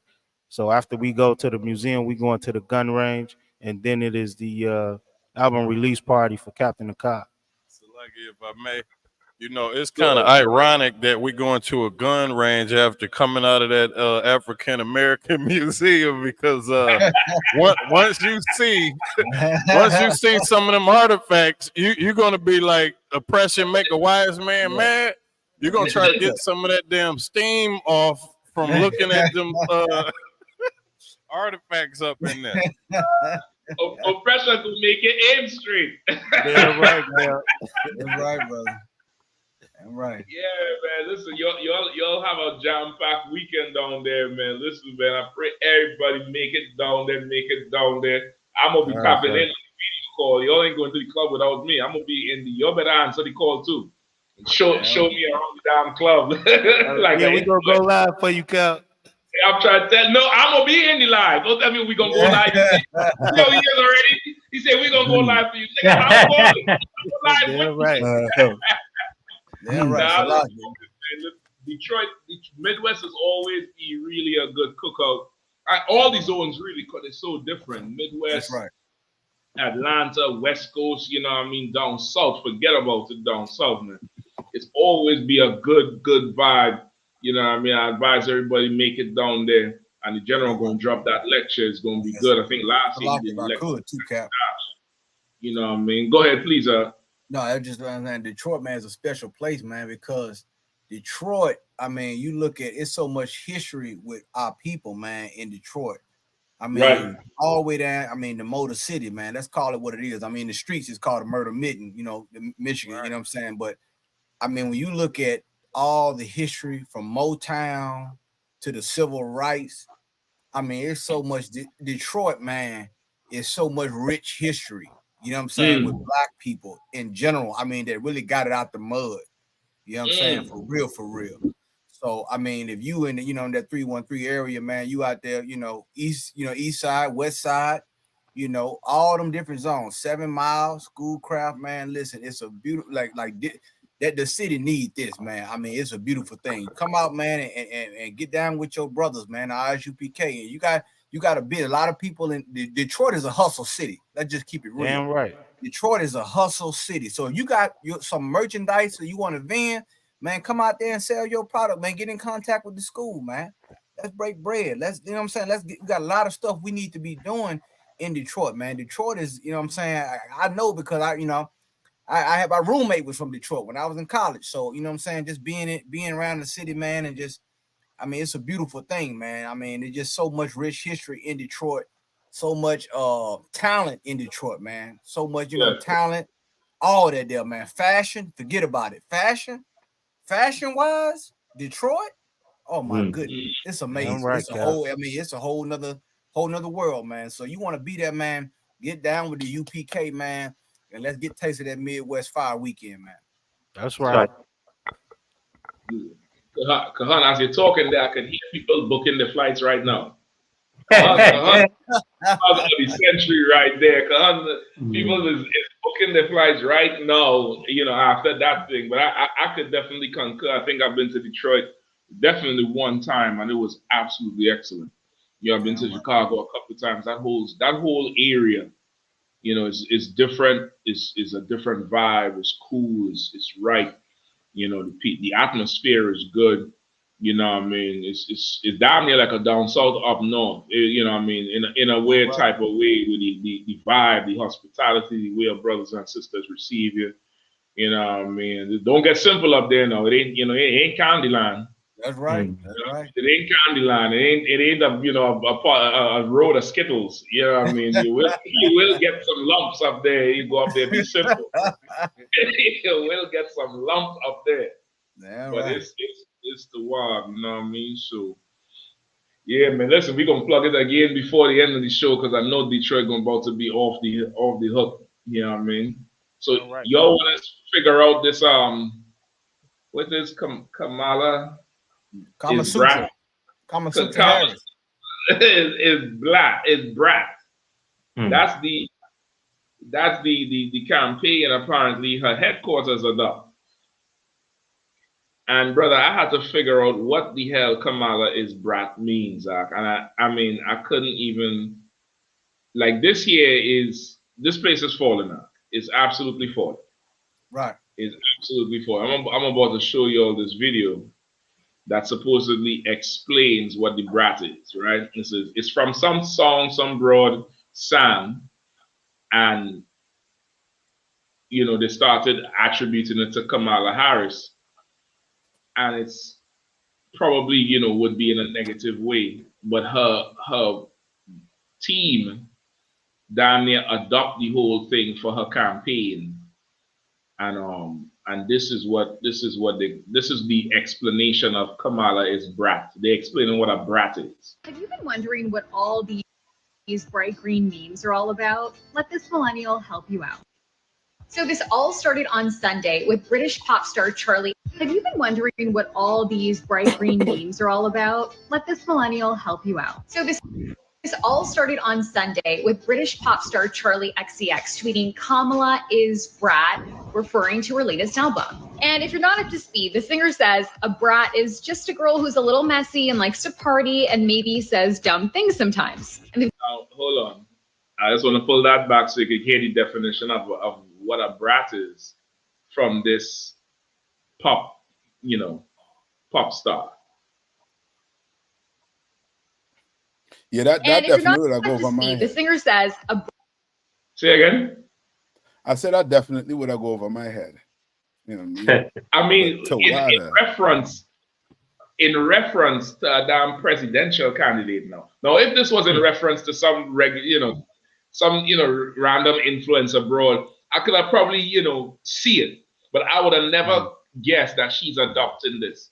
And what happened is they made the statement, and it's a negative statement, but her team adopted it and put the bright green colors all on her campaign and pushing it forward because they're trying to build up steam to beat Trump. Yeah. A brat is just a girl who's a little messy and likes to party and maybe says dumb things sometimes. And the VP and her campaign team responded by owning this title, even using the album cover's bright chartreuse green color on X. The moment turned into a meme, and the whole thing sort of caught fire online, with TikTok edits combining I'm So Julia from the Brat album and Harris's coconut tree speech. You think you just fell out of a coconut tree?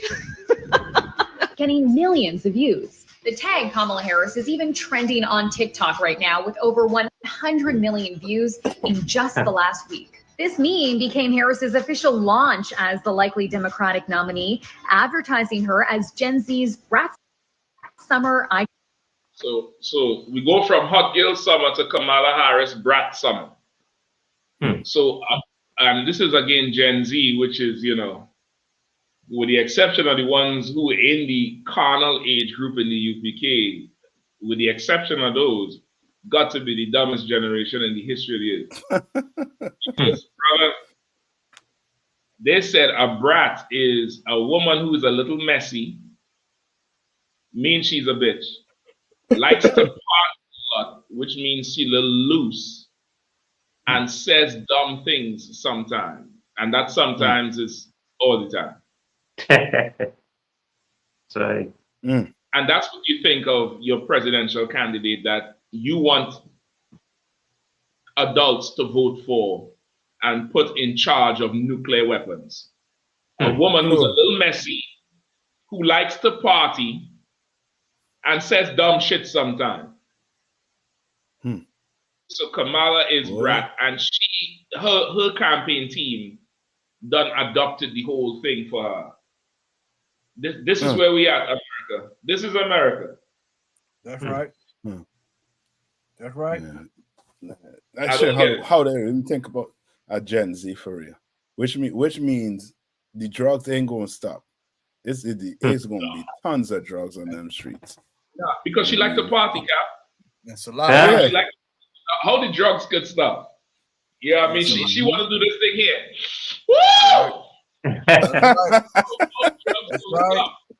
The drugs and she wants to be able to get away with saying dumb shit every now and then.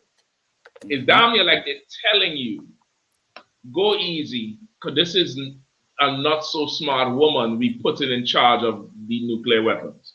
Right. It's down here like they're preparing you for the stupidity. This is after the director of the Secret Service says she don't know where the coverage was for the roof. Right. So go ahead. Cap, if I could I get one scripture? Can I get Isaiah chapter 32, verse 8? Because when you look at, like, you know, when we look at these types of things right here, see what the Democrats, what they're trying to do. Okay, you know, you already running against a convicted felon. You're already running against. So what they're gonna have to get to the lowest common denominator. So those things, those shots that he throw can roll off. Once again, and this is why the scripture is important. See, we now are into a popularity contest now. Because the Democrats know there's nothing you can do that can change Trump's base. There's nothing you can convince him now, them to change, to vote for her. So now, whatever they're saying about her, she have to try to own it. That's what they get that term from. It's a political strategy. But to not only to own it, but to redefine and to, it's almost like the slut walk with Amber Rose. It's almost like, you know, the slut walk is not you slut shaming. Right. I mean, which is an oxymoron. But if you want to look at it that way, that is what they're doing, but it's not going to work. You know what I'm saying? Because these things, once again, we in the last days, and it's some things you don't want to own. You know what I'm saying? Because they're gonna come back, you know what I'm saying, to bite you in the end. You know what I'm saying? So if I can get that scripture, my brother. Yeah, so like I said, you could read the I'm sorry, my brother. Is Isaiah chapter 32, verse 8. Can. Right? The book of Isaiah, chapter 32 and verse 8. But the liberal devises liberal things. Say it again. But the liberal devises liberal things. You understand that the liberal gonna devise liberal thing. They're gonna plan. They're gonna elaborate. They're gonna, you know what I'm saying, invent. That's how they campaign. The liberal, they're gonna devise liberal things. It's not about what's right and wrong. It's about being liberal, the freedom. You understand? Not about responsibility, but the freedom. Not about consequences, but the freedom. And a lot of brothers, that's what is so heavy. Why you got to make it out to Commanding General Yahanna's lecture on demons, because Satan can control you through freedom. Right. A lot of people don't think that, but Satan can control you through freedom. Right. You understand? You think that you're free, that no one can control you, but Satan has a method to do that. He did it with Eve. Keep going. Can. And by liberal things shall he stand. You see that? By liberal things shall he stand. He or she. You know what I'm saying? When it comes to power, that is how they're going to stand. That's what they're going to stand on, those things. Like the young brothers and sisters say, they're going to stand on business. Well, guess what? If you liberal and you devise liberal things, that's what you're going to stand on. That's their platform. Right. You know what I'm saying? And the thing about it is, once the people don't understand, political science is still a science. For those poli-sci majors that's in college right now, they got to understand. They know you really pay attention to what's going on. And we've seen this playbook over and over. You've seen it with Barack Obama when it comes to hope. But now this is a woman, so they have to play to that liberal base even more, because they consider her a double minority. You know what I'm saying? Her being a quote unquote woman, she's not black, but a woman of color and a woman. Right. She's a double minority. So she's trying to absorb all this shock before the campaign really get the steam rolling.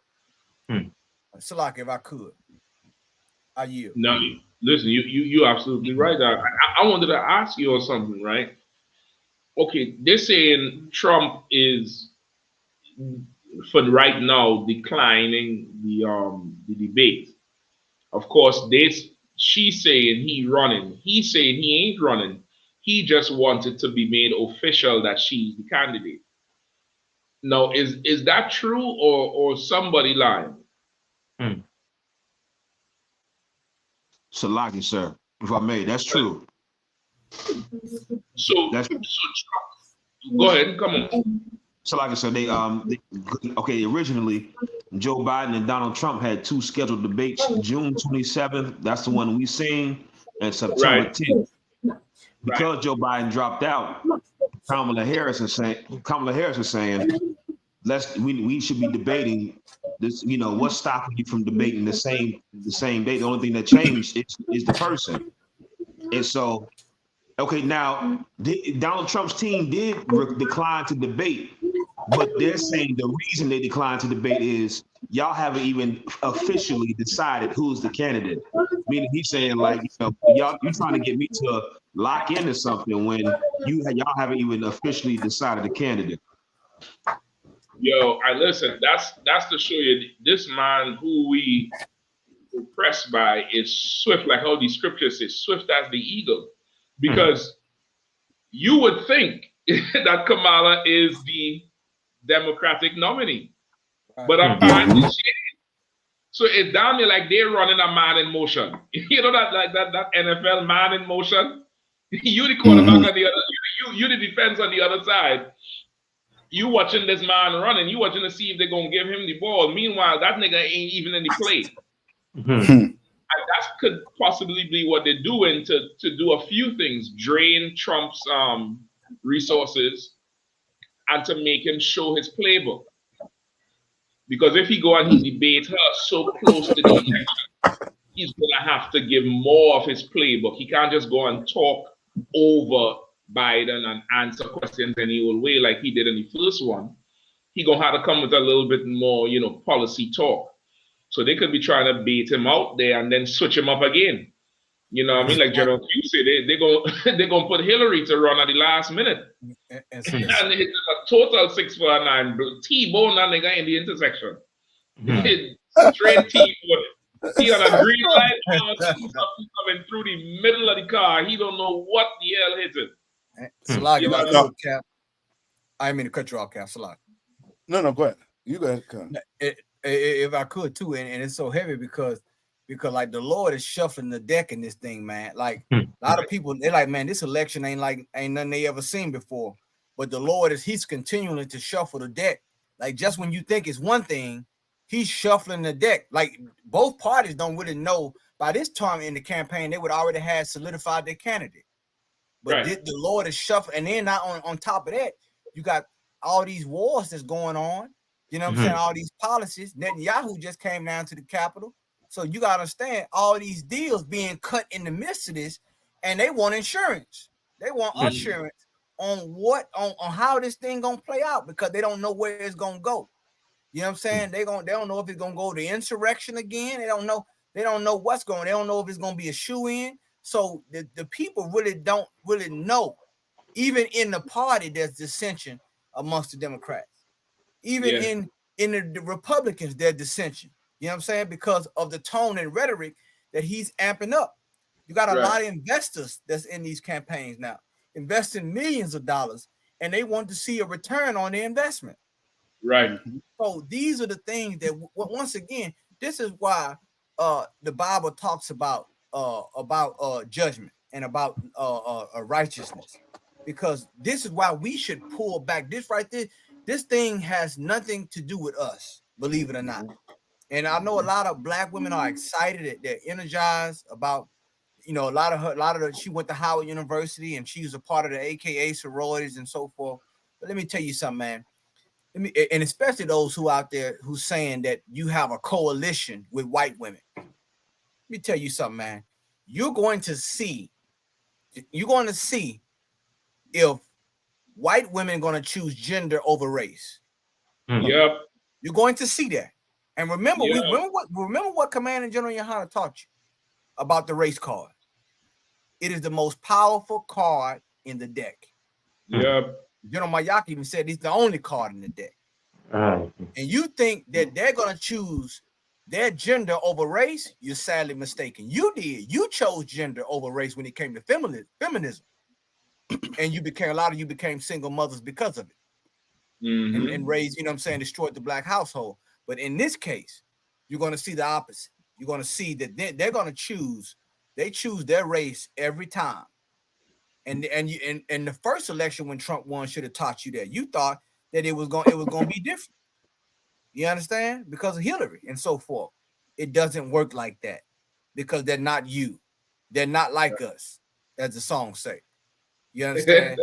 So it's best that you get some knowledge and wisdom in these times, man, to understand what's the layout of the land and stop being a political pawn in this man's chess game. You understand? Because you don't see the whole spectrum of this. There's international policy involved in this, and they can care less about being Black or what Black people think. You understand? You don't vote for politicians, you buy politicians. That's right. Like I yield. And whatever. So like, go ahead, Cap, please. No, so like, and one of the major things she's trying to push on us is the abortion right. You know what I mean? Like, Black woman, come on, man. Come on. I mean, how much more you know what I mean? You're gonna be played as a dummy in this place. You telling me she pushing for abortion. My question is, what has Kamala Harris did for you Black women since she in office? Exactly. Right. What she did for your kids since she in office? You want to hold a Black man to, you know what I mean? A Black man, he had to be up here with you. He needs to have his life in order. He can't be saying dumb stuff. You know what I mean? He had to make sure that he have everything in line to be a perfect man for you. But Kamala Harris, she doesn't have to be a perfect woman for you. Like, who you fooling? Who you really fooling in this place? Or who's the real fool in this place? You understand? We know Kamala Harris, you know what I mean? She is as dumb as a doormat. And you going to do what? To vote for her because of reproductive rights?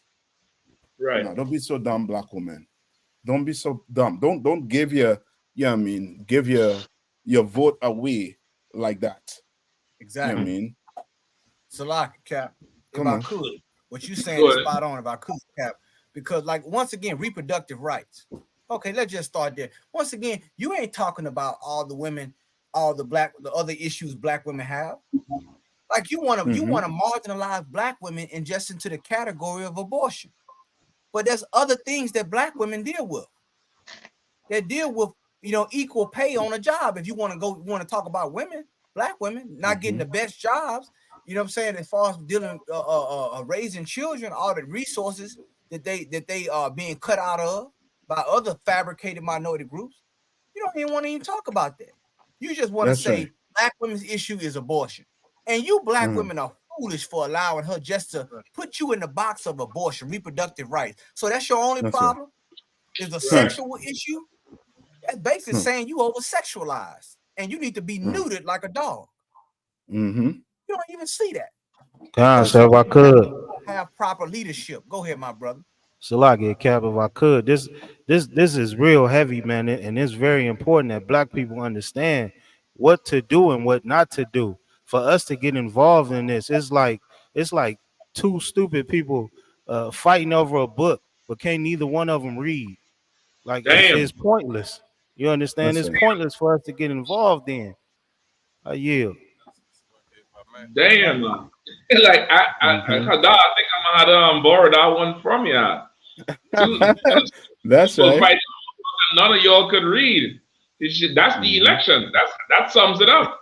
Salagi, sir, it is pointless for black people to get involved in this. Salagi.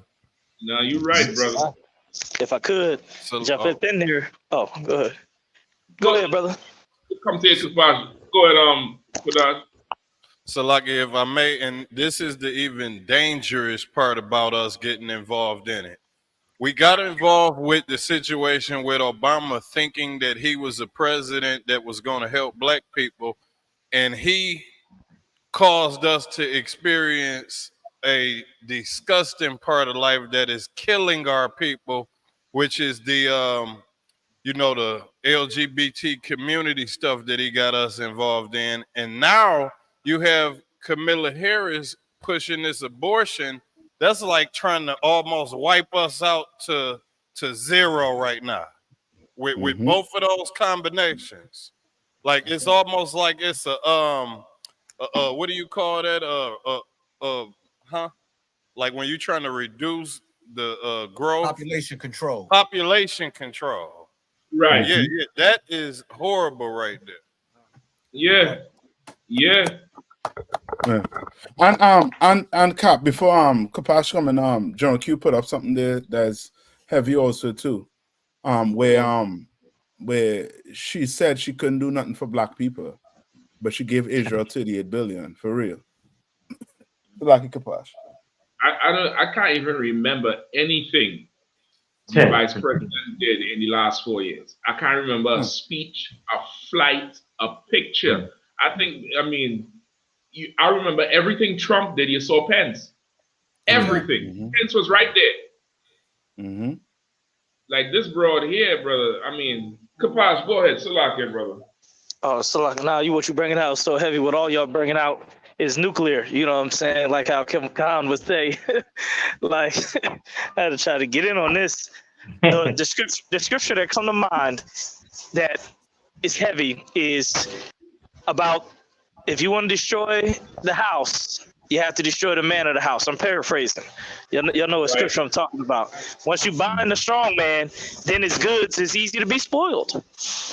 And people want to say, the lesser of two evils, and they're trying to say, Trump's the most evil. Both of them is you're not supposed to vote for neither one of them. But Kamala Harris could bring in so much evil that we don't even contemplate the evil she bring in.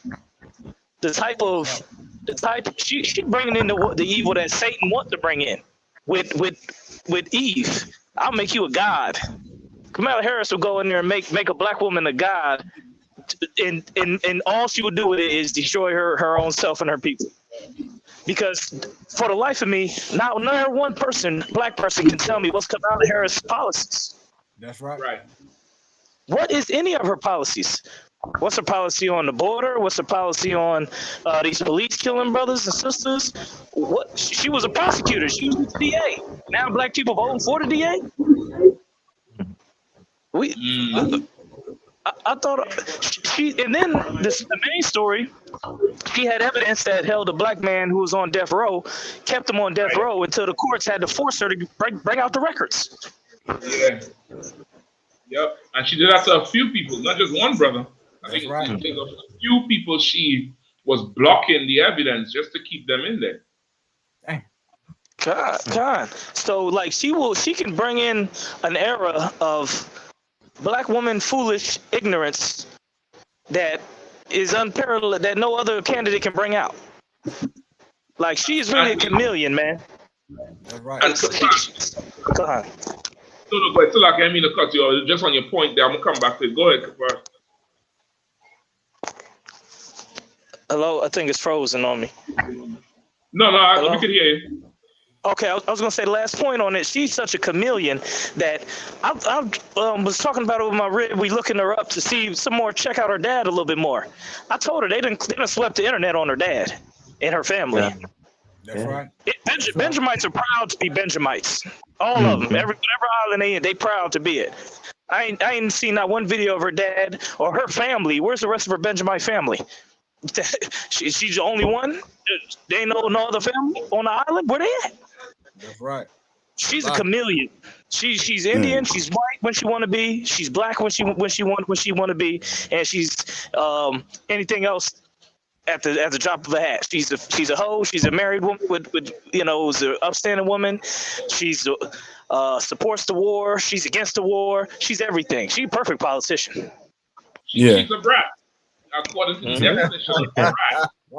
Like that's what they're saying. And again, that's why they she's all for the reproductive rights, because remember, a brat is a woman who is messy and likes to party a lot.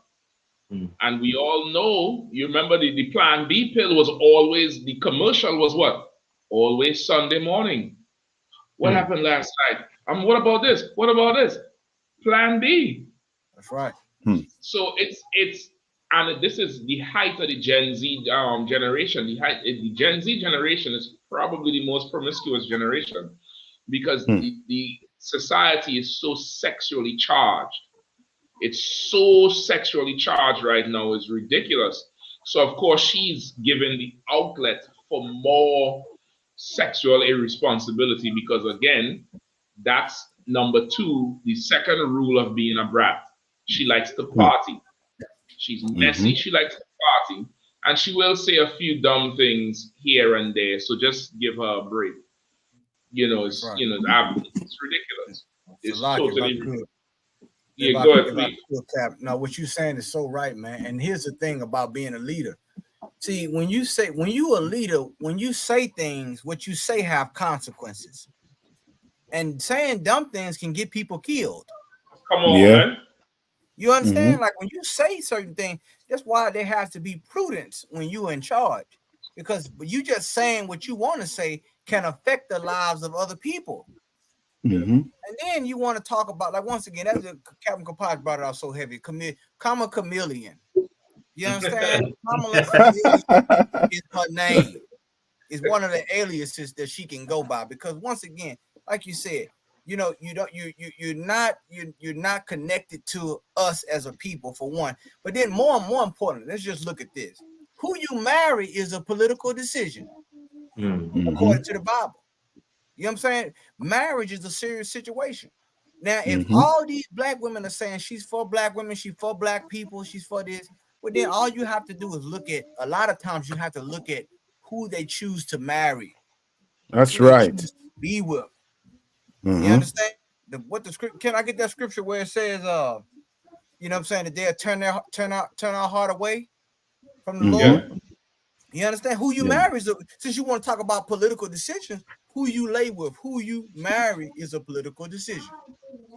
You understand? So when you look at this picture, you can see who her motives and her goals are for in this picture. Don't let, once again, I said it once and I'll say it again. Don't let these fabricated minority groups and these people who want to go to HBCUs and be a part of black sororities and fraternities, they are there to build their racial resume. You too stupid to understand this. Right. They're there to build their racial resume. So yeah, they'll go march with you. They'll go to this HB. They'll do the stroll and all that stuff just to be down. Let them get a chance to be in power. Let them get an opportunity. Like Commander Junior Yahanna said, you give them just a little time, and they will show their true colors. Mm-hmm. You understand? They will show their true colors. Their true colors won't be pink and green like the AKA. Their true colors will be who they are. Mm-hmm. You understand? That's who their true colors are. Because if you're for black people, why not marry a black man? You know what I'm saying? Or a Native Indian brother or a Latino brother. Why? Because that is where your heart is. Mm-hmm. You understand? Like you see, if you follow what the Bible say, you won't be tricked. You understand?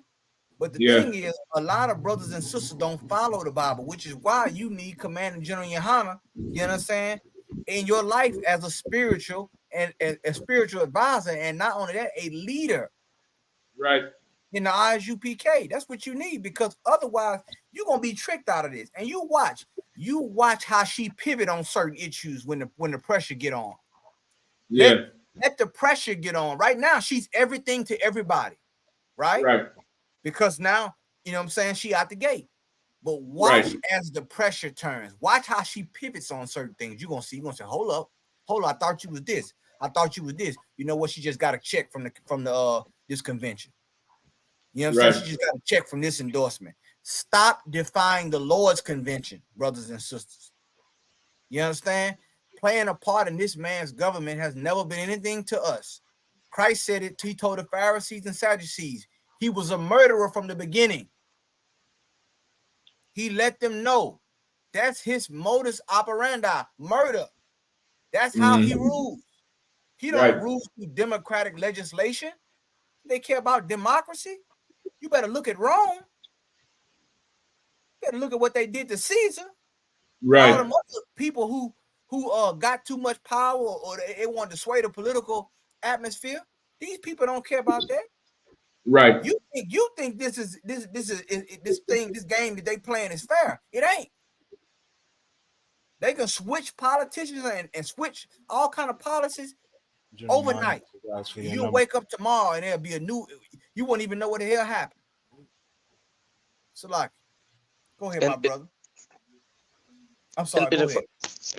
Oh, I know. Was somebody already about to say something? I think you called for a scripture, right, Con? Come. Hold on a second, Kapash. Go ahead. Who's reading? So I focus up. Yeah. Salaki, wait with Deuteronomy 7 and 4. Try 4. 4. 7 and 4 and 6. Can. The book of Deuteronomy, chapter 7 and verse 4. Right?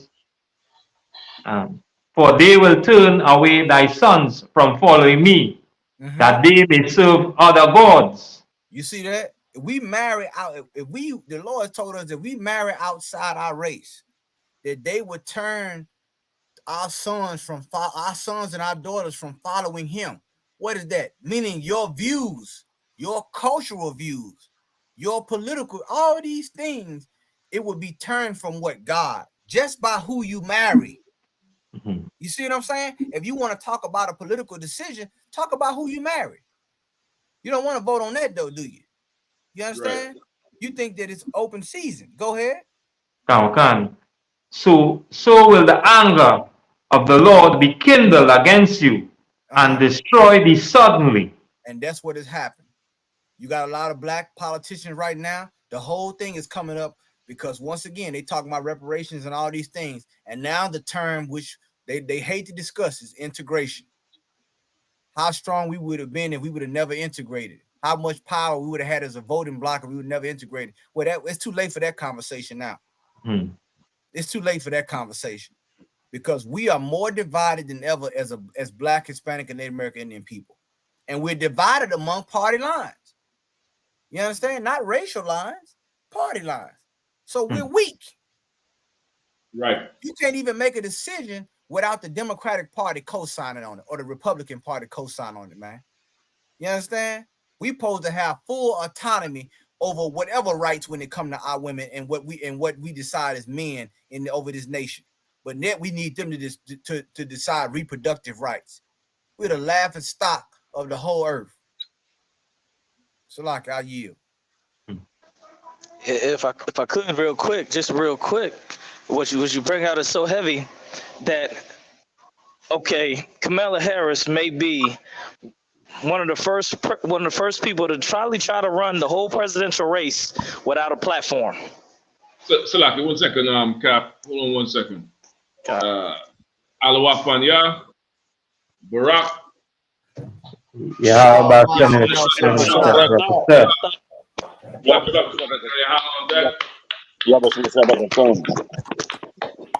Hey, what? Go ahead, Kapai Slot. Khan, just real quickly to say this last thing. She may run the whole thing without a platform and no stance on anything. That'd be probably her best bet. What she probably will do, what she's been doing. She did 4 years in the presidency, and you ain't seen nothing from her. And the last thing I want to say is, we the last people that need to be voting. Our track record is horrible. Last time we had a big vote, we voted for Barabbas instead of Christ. We don't need to vote. That's cool. We're not ready for it. We need to just follow what the Lord said, and that's all. Boy, oh boy, that's cold as hell out. And so true. Last time we took a vote, we voted for Christ to get killed. That was heavy, Kapash. And so true, man, and what's going on right now. I mean, the way we handling this election and all these elections are shameful. And once again, that's why I'm so proud of the ISUPK. I'm so proud of the ISUPK because, again, the flack and the heat we was catching back in 2008 over Barack Obama becoming president, black people was ready to stone us to death out there in DC. Y'all remember, I'm sure, clearly. And yet what we was fighting, we didn't even know what we were fighting at the time we were fighting it. At the time we were fighting it, we didn't know that they were going to attempt to transform 50% of black men into homosexuality. We didn't know that they was going to start an entire campaign called the LGBTQ community and pass massive laws to ensure that black men be emasculated and they stop having women and having sex. We didn't know that they were going to do such a horrible, horrible thing. We didn't know that they was going to continue and upgrade their work with Planned Parenthood, including opening super abortion clinics and funding Planned Parenthood to the tune of $500 million a year. We didn't know that that's what we were signing on in 2008. But as prophets of God, what we did know is that the Lord said to not vote for a man that's not of your nation and that is not chosen by the Lord. And we stood on it. And it was a righteous thing that we did in all these camps, man, and all this brotherhood. And here we are again, just like y'all been bringing out tonight. Like, once again, this is the voice crying in the wilderness to not go and do the same evil things we did before. I'm appalled at black men, appalled. Black men are talking about voting for Donald Trump because he got 34 convictions. Like, it's a whole movement of black men who is calling him black because he's got 34 convictions, man. Like, how dare we? Like, how dare we let them define us as a prison, as a jailhouse people? Like they defining us as a jailhouse people. To where even when you go back and listen to them stories of them Karens attacking black men, they attack black men and the first thing out their mouth is, you're going to go to jail. You're going to go to jail. Like, jail is the punishment for us for all things. And we take it up like it's part of our character. And the same with this Edomite. And by the way, she's an Edomite. You go back and look at the history of her father. Her father was a slave owner. Okay, he ran indentured servants. he married a black woman, a Benjamite rather. Her father married a Benjamite, and I mean her grandfather married a Benjamite, and her father came out with some brown skin, which is how they're pushing him as a Israelite, as a Benjamite, as being black, when he was a light-skinned white man. He was a white man with some brown skin because his grandfather got with a Benjamite, and her mother is a straight East Indian. And let me tell you something else too, man. Let me tell you something else too. Boy, oh boy, oh boy. The Lord said this: beware of the leaven of the Sadducees, for it is hypocrisy.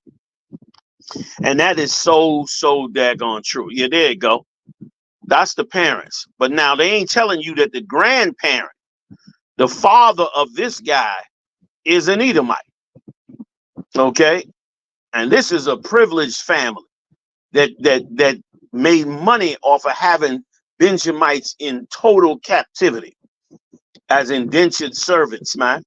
That's how they got their money and how they got rich and brought. And then a good point you brought out, how they joined these HBCUs to get their Negro credit card up, to get their black card up. And that's exactly what they did with her. She was groomed for this position.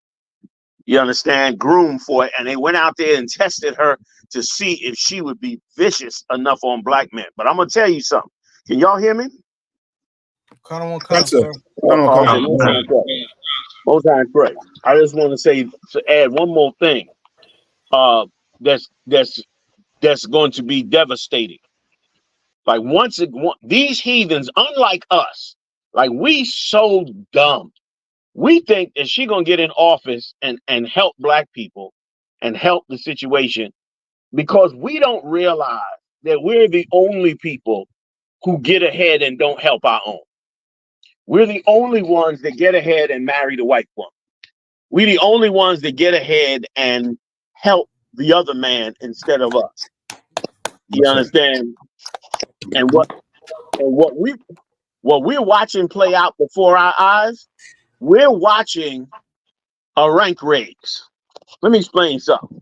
We're watching a worldwide rank race.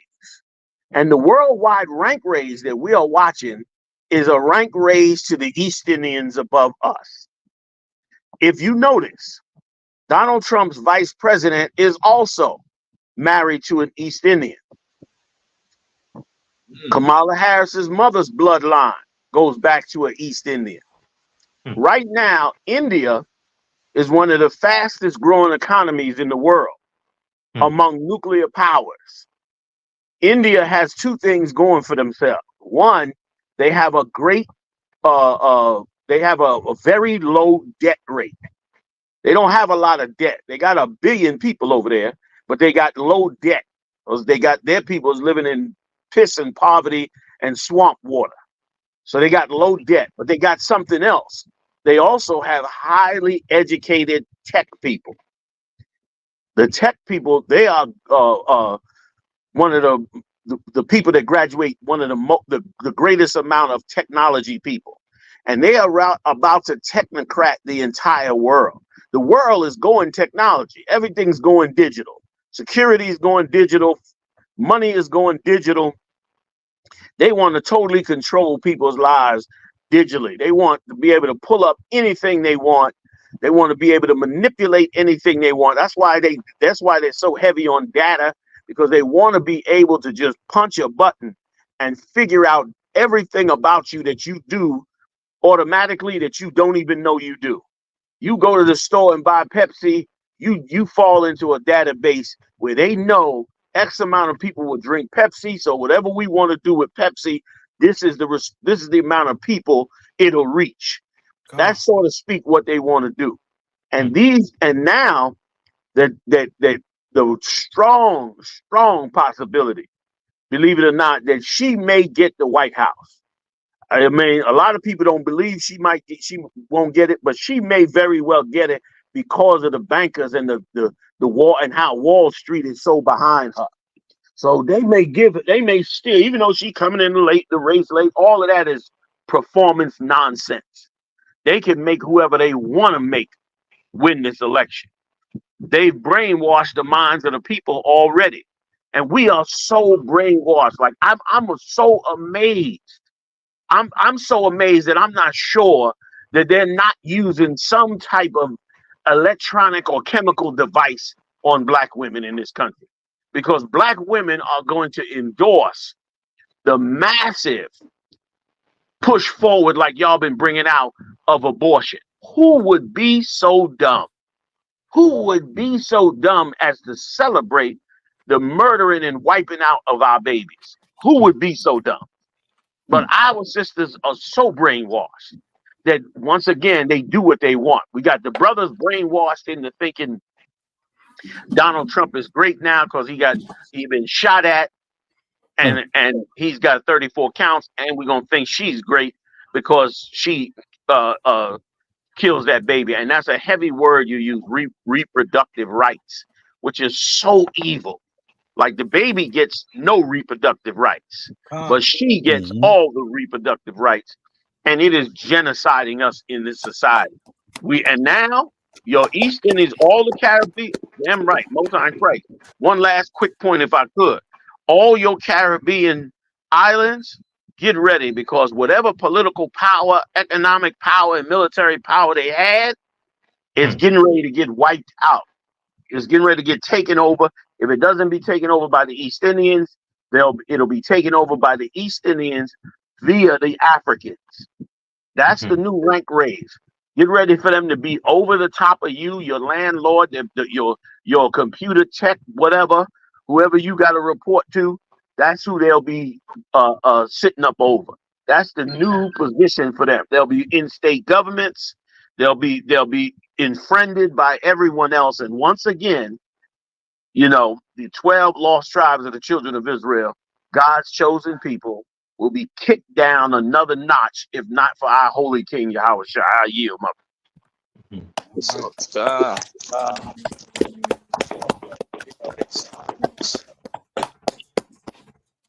Salaki, if I could. Get down, Cap. Salaki. Go ahead, Michelle. No, it's Captain Kapash. Yeah, I was saying, I was passing it back to you, but Kapash, please go ahead. Okay, Khan, I was gonna say, Adawan, you looking into it so deep, so crazy deep, because I was just watching WION, World is One. It's the Indian News Network, the worldwide news for India. Yeah. And they were complaining. The lady was talking about how an American representative was in India recently, like this week, and trying to check India that they need to remember their ally of America, because India met with Russia. Right. India met with Russia. Yep. And so, and the news lady was saying, well, you got to remember, you tried to tell India what to do back in the day when we were weaker and we didn't listen to you. Now we're stronger, so it's not going to work. And this is what they were saying, that they can make basically deals with whoever they want to. And let me tell y'all, go ahead, Kapash, Salaki. No, I mean, I want to hear what you got to say, Juan, because you bringing it all around. Like Salakia, like what you saying is so heavy out in that now we know why she could get the White House. Like I ain't going by no popular vote or by you know what the polls look like or none of that crap. You understand? What matters is what's best, what deal is best for America. And America right now knows in a nuclear war they're gonna need India. They can't have India flip to the BRIC side, which they're trying to do, and get with Russia and China. You understand? If they do that, I mean, it's a major blow of world power to the United States and to Europe. And let me tell you something, man. Them European countries over there, they are more vulnerable than you ever believe. Like they are weak as hell without being unified with Britain and the United States. France, Germany, them Scandinavian countries, all them countries are not strong. All them countries been living off of Africa's gold and cobalt and everything else they digging up out the ground over there, and they weak as hell. But now India talking about breaking off from them. or acting like they breaking off. India might be just posturing for more money. Either way, the United States will go ahead and give them a president because the president don't run the country anyway. So why not give them a president? Just like they did with Africa when they gave him Obama. Now all your neighborhoods, all of West Philly is all African. Or you go to any major city, they flooding in here like crazy. And why are they being allowed to flood in here like crazy? Because of course they made a deal. And black people who got the most power, got the most leverage against the empire, does nothing for us in the empire. Like we got the most leverage. We got the most power. You understand? We're the biggest consumer in this empire. We're integrated in every aspect of the life of this society, including and especially in the military when it comes to blacks and Latinos. Like we are fully integrated, and of course that you would think that we would be the ones levying the most when we're the ones levying the least. We're levying the least. Them countries are going to do massive trade. We supposed to be saying, look, we want a piece of the Indian market. You know how much money India has been making billions off of tea since the days that England ruled this land. They've been remember the whole entire Boston Tea Party was what the whole War of Independence started because England demanded that the United States buy tea from India. In 1700s, they was buying tea from India, and America said, "Nah, we could grow our own tea. We got plenty of land here." England said, "Hell no. We tell you where you buy your tea from, and you ain't growing your own tea. You gonna buy your tea from India." That's how long India and the United States been making money together. All throughout slavery, all throughout all that, they've been making money, okay, and been partnering together, and they want that partnership to stay the same. And so why they'll leverage whatever. We supposed to be saying, look, why we don't have a piece of that market? Why we don't have import? We drink tea. We drink plenty of tea. We should have been targeting that market since 1865. Since we got out the market, the first thing we should have been is we want a piece of that import money from India. Instead, we leverage nothing. Not a thing. And brother, get ready, because now they're going to boost them East Indians up. They're going to give them East Indians what they want. They want niggas' head on a swivel. That's what they're going to get. I yield. What you saying, Kapash, is so right. If I could be allowed to say one more thing, if I could. Okay, God. And this is so heavy because the VP who is married to an East Indian, he's a Marine, and I listened to his speech, and he was saying he doesn't support the war in Ukraine anymore, and he wants to worry about Asia, Taiwan.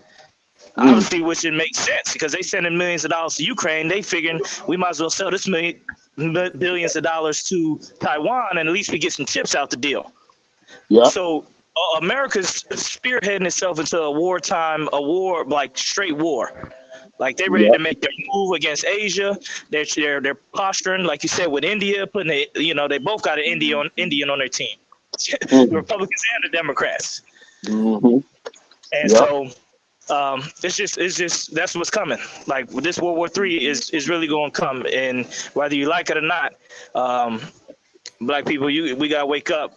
Because it's gonna come. Like they already got the battlefields set all around the world. Israel just got bombed again, and they got hit hard. I think today they said 11 children was killed in Israel. So by Hezbollah, so they hitting them. Like it's gonna go there. It's gonna go there with these people. So that's all I wanted to say for our people, man. Wake up. It's everything that ISUPK been saying is true. So true, and no voices on it. There's no voices on. Where's the black groups at? Where's all the black groups? Right. You know what I mean? Where they at? They done all bowed down, man, to the abortion kings, abortion queens. They done all bowed down. Like Planned Parenthood, boy, oh boy, they was good. Back in the 70s, everything that Margaret Sanger said about buying them preachers off, and using those tools, they pulled a coup. We are being killed off like you manage sheep in a field. We being knocked off just like you manage the population of your chicken coop. Your chicken coop get too crowded, you like, well, we got to cut down on some of these chickens. Well, let's kill X amount every week, because if we kill them X amount of chickens, the chicken coop will never get overcrowded, and we'll have plenty of chickens and plenty of eggs to do what we want with. That's how the life we living in here, and it's an abomination before the Lord, and it's in the Bible. God damn it, it's in the book. Damn it, you no good, wretched damn preachers. It's in the book. That's right. Okay. It is what every empire does when it has power over another. Again, boy, the Lord, we angered the Lord. We angered him, brothers. Ooh, we did the Lord dirty, man. Because he put us in the worst possible place we could be. And the worst part is we don't even know it. We're going to wake up in the streets. We're going to wake up living in parks. We're going to wake up living in sewers. And we're not going to know how the hell it happened, man. We're going to wake up living in piss and hell. And we're gonna be shocked when it happens, man. Okay. So like it, John. I yield. What? Go ahead, So like if I could, man, and give a hand to Commander General Yahanna, man, for bringing that truth out, man. You know what I'm saying? Like, it's important, man. Like once again, it's all Commander General Yahanna always sets the tone on where our mind and our spirit should be, man. Like General said, you know, they buying these pastors wholesale, man. I mean. On the left side with the, you know, the Democrats, and on the right side with the, you know, the extreme right or the alt-right, the MAGA maggots out there. You got all this racist vitriol going on, but come Sunday morning, they in the church and they proclaiming their candidate. Right. And their candidate is never Christ. Right. That's the whole thing about it. They didn't once again, like the Bible said, they didn't turn the temple, they would turn it into money, temple of money changers. You understand that? You get up in church and now a political candidate has more of a platform than the gospel. And then you want to sit here and talk about that we a cult? Something's wrong with the ISUPK. You want to send us hate mail? You don't see where this is going? You understand? Like, once again, integration was a Trojan horse, man. And they using these political candidates, and you can suck it into it all day long. You understand? And it's heavy, you know, what Captain Mashaka and them was bringing out earlier about, you know, revolution and so forth, man. But when you would look at it, a prophet and a revolutionary got one thing in common. They can see beyond the current state of affairs. Yep. See beyond that. They see beyond what's in front of them. A lot of you only see what's in front of you. You don't have the foresight and insight to see where this is going. Yeah. You understand? Barack Obama was a precedent. Now they about to try to put the nail in the coffin. And if you are not mobilized on the Lord's side, and as far as taking proper preparations and precautions, then guess what? You're gonna be lost in the sauce. They're gonna use you. However, they're gonna use you like a $2 hoe.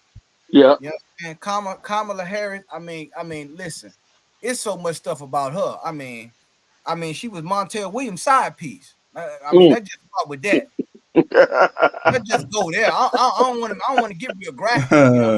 But if you want to talk about the Kama Sutra Harris, the whore that set up on many waters, we can go there. Judge Joe Brown said she slept her way to the top. Come on, man. That's what Joe said.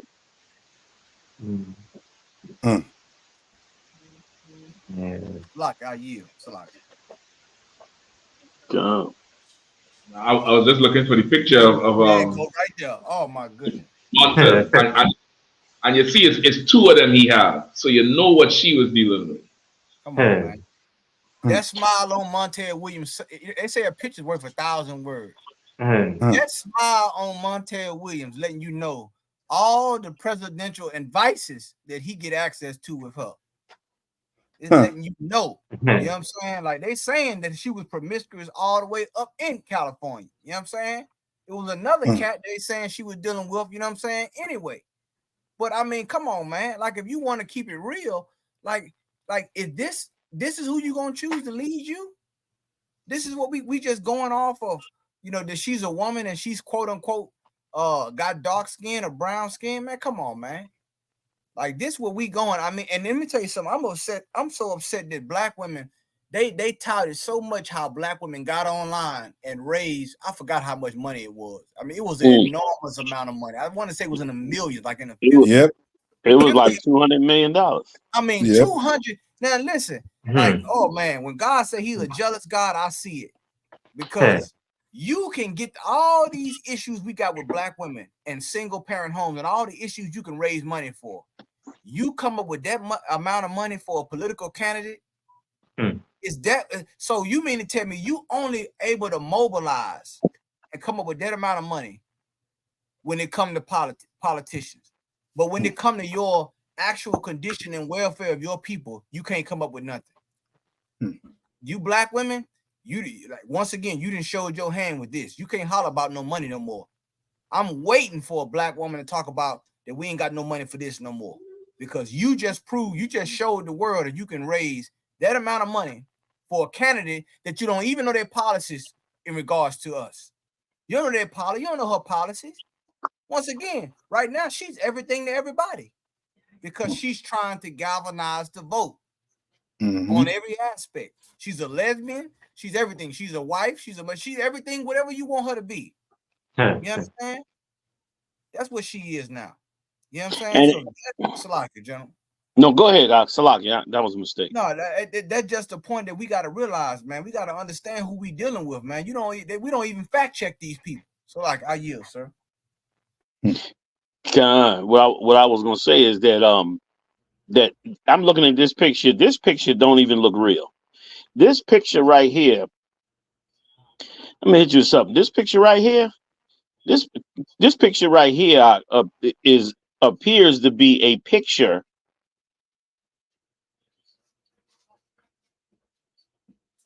General. Can y'all hear me? Whoever was saying that before, we didn't hear. It went out a little bit, so just when you see this picture right here.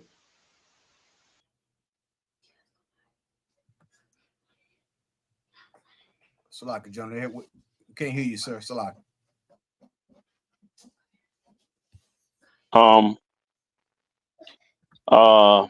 We can hear you now, sir. You can hear me now? Sure, we can hear you now, sir. Okay, Salakia. What I was gonna say is that Montel Williams was in some type of special forces. You know what I mean? Like a lot of this stuff that we look at that look random is not always random. Like he didn't get a TV show for no reason. And parading her through on his show like that, to me, now it could be just she still could have been hoeing with him. You know what I'm saying? But this really looks a lot like grooming. Like they brought her through it. I ain't too sure if the one on the other side wasn't the one they were really trying to groom, and she was like the second string, because they've been plotting on us for years, with different people of different nations and different wealthy families. They be plotting this thing 20 years out in advance on what they want to do and how they want to do it. It's just all disgusting. I'm speculating, of course. I don't know what the case is. She could have been in there having a threesome and doing the absolute nasty. I wouldn't be surprised. You know what I mean? Half of them broads up in Howard, been, they ain't been the best. They ain't made the best wives. You know what I'm saying? The other half barely made it out there without becoming lesbians.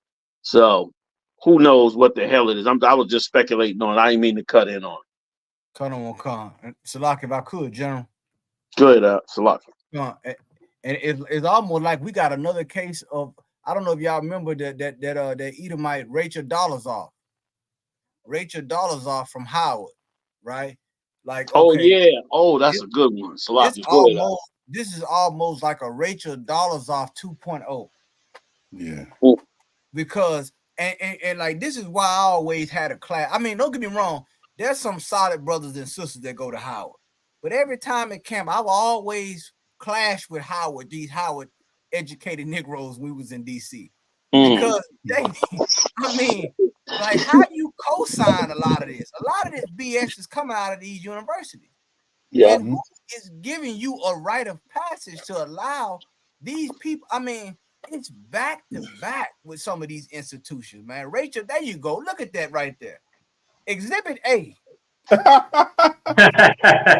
all you brothers and sisters out there, once again, you go to these people, and I know because I went to school with some of these people like this. You know what I'm saying? They dare to build. They don't come from where we come from. They don't understand our culture, but they get there. First of all, they're not as educated as us, but they can say, look, let me be around these circles. Let me change. Can you braid my hair? Can you make my hair look like that? Can you let me go get a little tan? Let me build my racial resume. Let me march at the Martin Luther King march. Let me be in the parade. Let me join the fraternities and the sororities and all these different things to try to implement themselves in our society. And when they do it, and because you're not spiritual, and because you don't understand the Bible, you automatically co-sign them. You sign off on them, and you allow them to be among us, and you give them an honorary place in among us. And when certain people co-sign certain things, people say, well, look, if they signed off on them, I know they must be black. They must be closest you can get to black. And some of you even say they're more blacker than us. Wow. Which is the sad thing. But this is what goes on with integration was a Trojan horse. You know what I'm saying? Our enemies have mastered integration to our detriment. Look at this here. Look at that right there. You know what I'm saying? Like the right, you know what I'm saying? You think this was a Wendy's commercial. The way she looked on this camera. Lock, I yield, sir.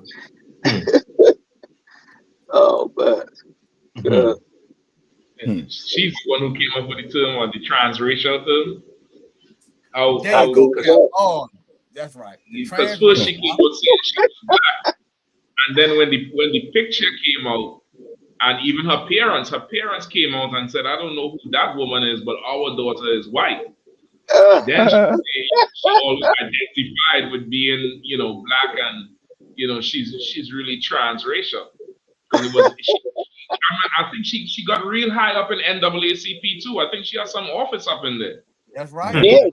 Yeah, she was a power broker in that whole NAACP black, thing. She was running. This picture here with her parents. The parents did a whole conference and saying, we don't know who that is, but our daughter is. I mean, talk about the best of both worlds. Look at this.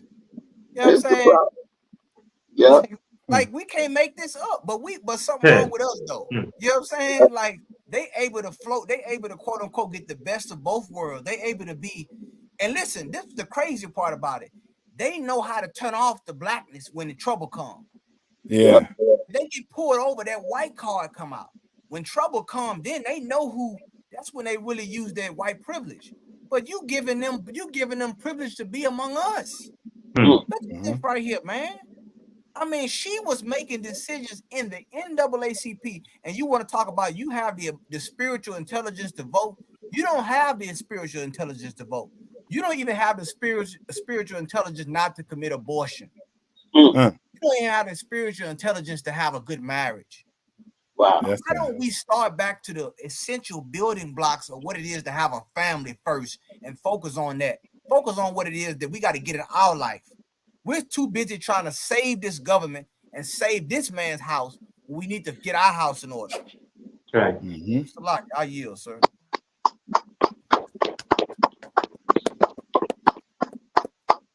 It's a lot. Go ahead. Go ahead, Kabas. No, I was just saying, excellent point. Oh, God. I was going to say, in the way he was able to fool for our people, or our people for so many years, all she had to do was one thing. She had to put a picture on her desk, and there was an older African in the picture standing next to her like it was a family photo. That's all she had to do. She didn't have to explain the photo. She didn't have to do nothing. Everybody just assumed that must be her dad. He's older. He's an older black man. It looked like a family photo, like a wedding or something. And she's standing next to him, hugged up. And she put that photo on her desk. So when you went in there, you said, "Oh, that must be her dad."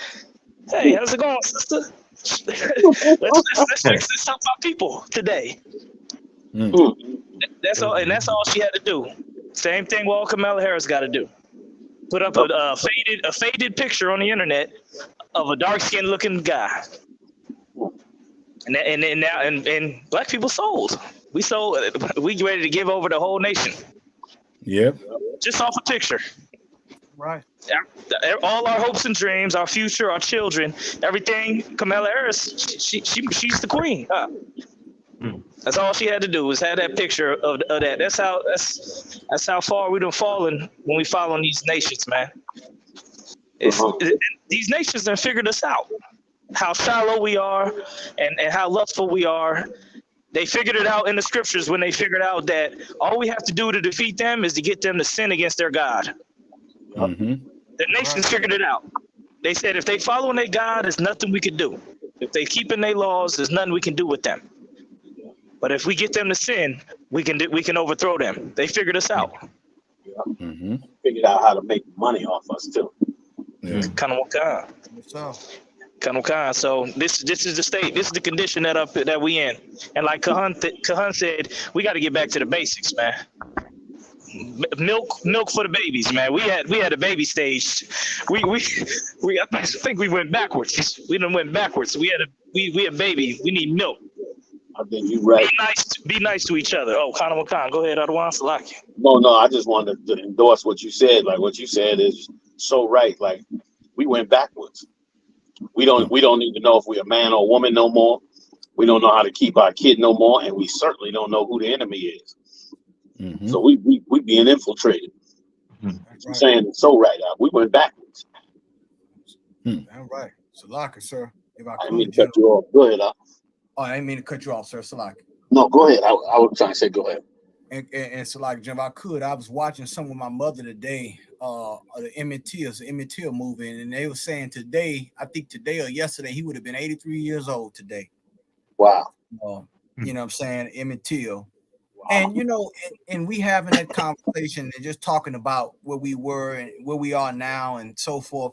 And the thing about it, it always comes back to, man, what happened to us as a people? Yeah.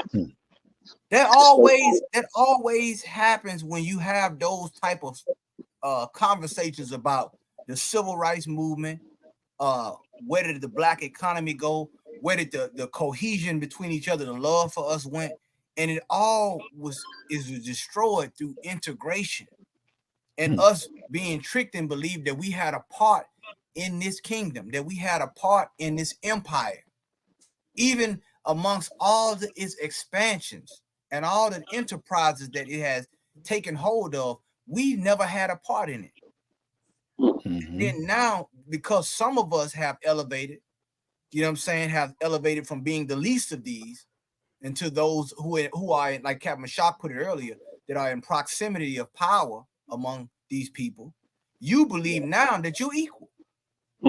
You believe now that you have equality. You don't have equality. What they gave you was tolerance. They've tolerated us. And how do you know that? Because look at the day-to-day interactions. Look with Sonya, with the Massey situation, that sister out there, all these different situations. If it was integration, then we wouldn't have these type of situations. But they're constantly reoccurring. Why does God let these things keep happening? To show you He's trying to wake you up. Yeah, you keep trying to hit the snooze button on this. But the Lord won't allow it. He won't allow you to get comfortable in this place. Because like the Bible says, this is not our rest, brothers and sisters. Right. Understand what you see going on in Nashville and all these other cities? They're rallying they're circling the wagons. Why? Because they feel like they have, even though they're in all power that they have, they feel like that you are a threat. And you know what these people do when they feel like that you are a threat to power? They get active. They get real active. And you done forgot about that. You think everything is all willy-nilly. But I'm gonna tell you something. You better make your way up to Detroit for the Midwest barbecue. You better get in contact with Commander General Yahanna, the head of ISUPK, because your pastors don't have a contingency plan. Your pastors don't have a foresight and insight of what's going on. What they're gonna do is they're gonna sell you out. That's what they're gonna do. Yes, sir. Salaki, I yield. Go ahead, Cap. Now give it up.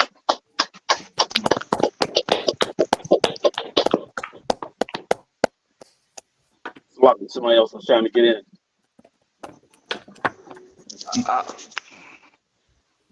I don't think so. I don't know if you wanted to get the story with Netanyahu before a last story or so. Yeah, because is this true that they killed a bunch of Israelis over there? I thought I heard Kapash mention that. Yeah. So like you said, they did, but the Hans Bull are trying to say he didn't do it, but he's really trying to pin it on them.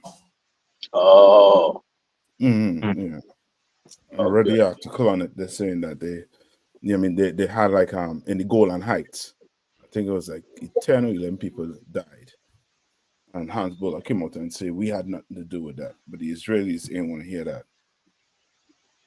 Yeah, he needs to push the wall because that trip he made to the States this week, they say he spoke with Biden and Kamala separately and with Trump. And it's like they all cutting deals of, well, what could you do for Israel when you get into the office? Because that's the protection. That's what it seemed like. It seemed like, he's suing them for, that protection of, okay, what could you do for me on your end?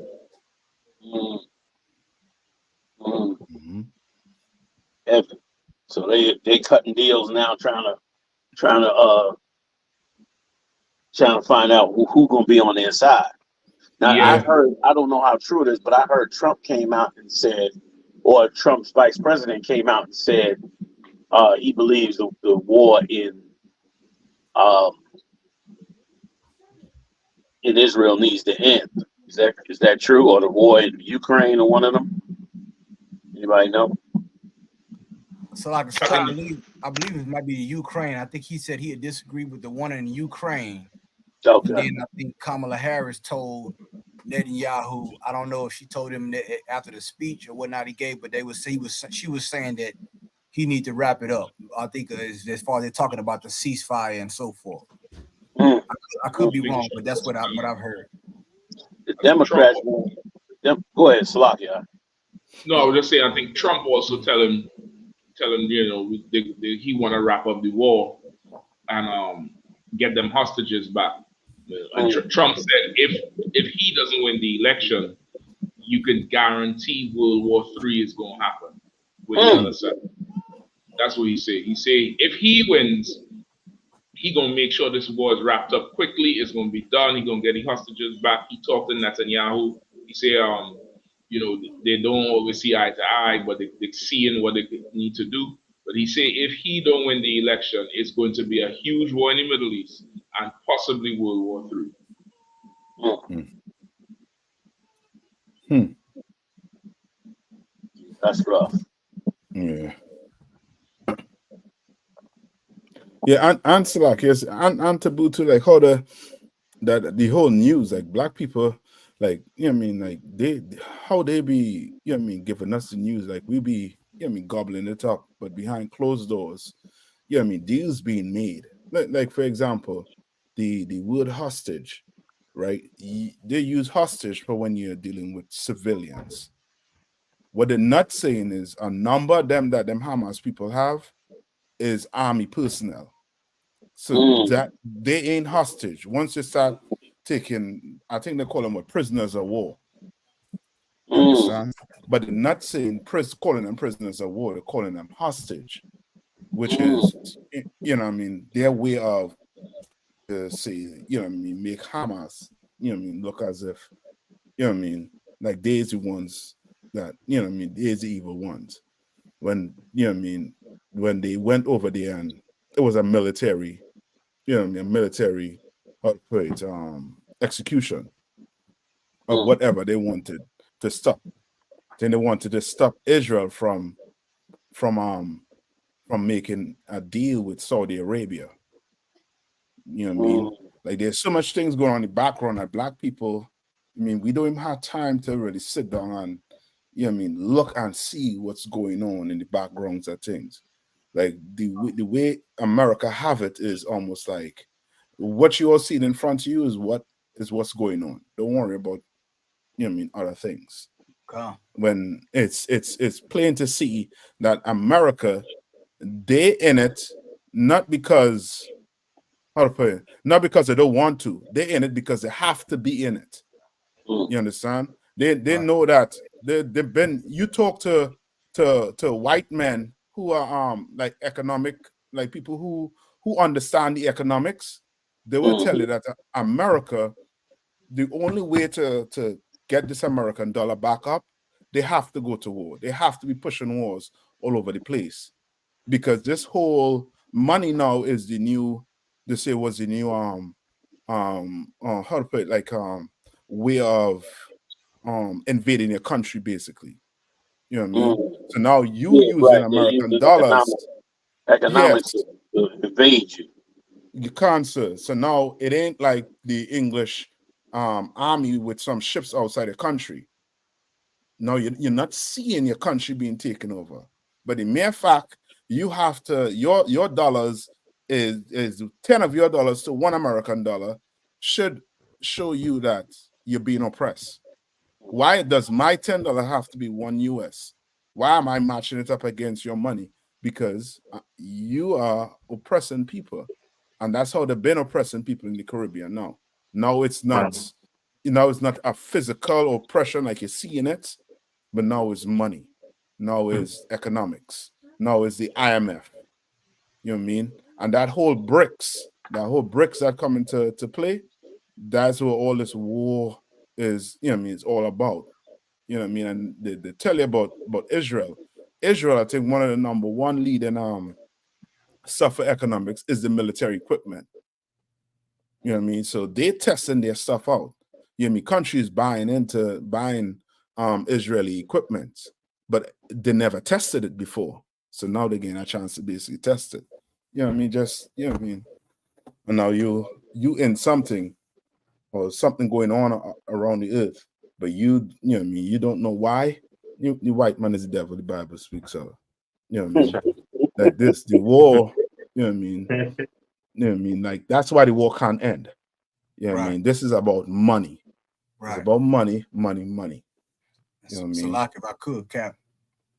And what Captain Nathak saying is so nuclear, because Kamala Harris, based on what you said earlier, General, about what you know, what's their stance on the war, and it's so hardwired now that according to NPR, when they asked Vice President Kamala Harris about the war in the Middle East, she said she don't want the American people to look at it as binary.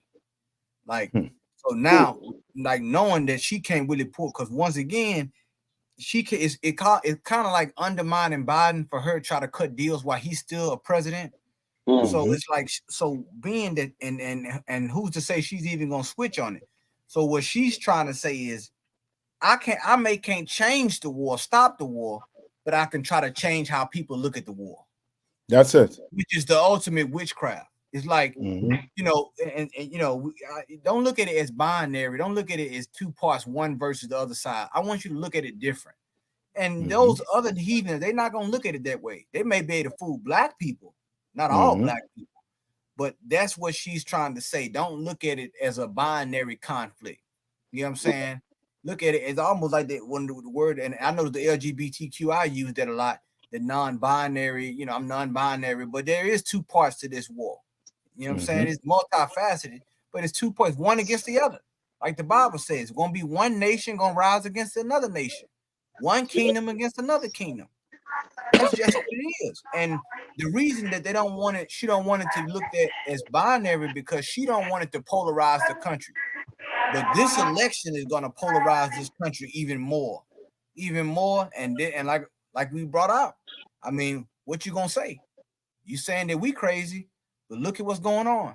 Go out your door, drive into the sticks. Drive into the sticks of Alabama and look what you see on the trees. and on people's houses, on people's trucks. You're gonna think you're in a different country. That's what you're gonna think. Salaki, I yield. True.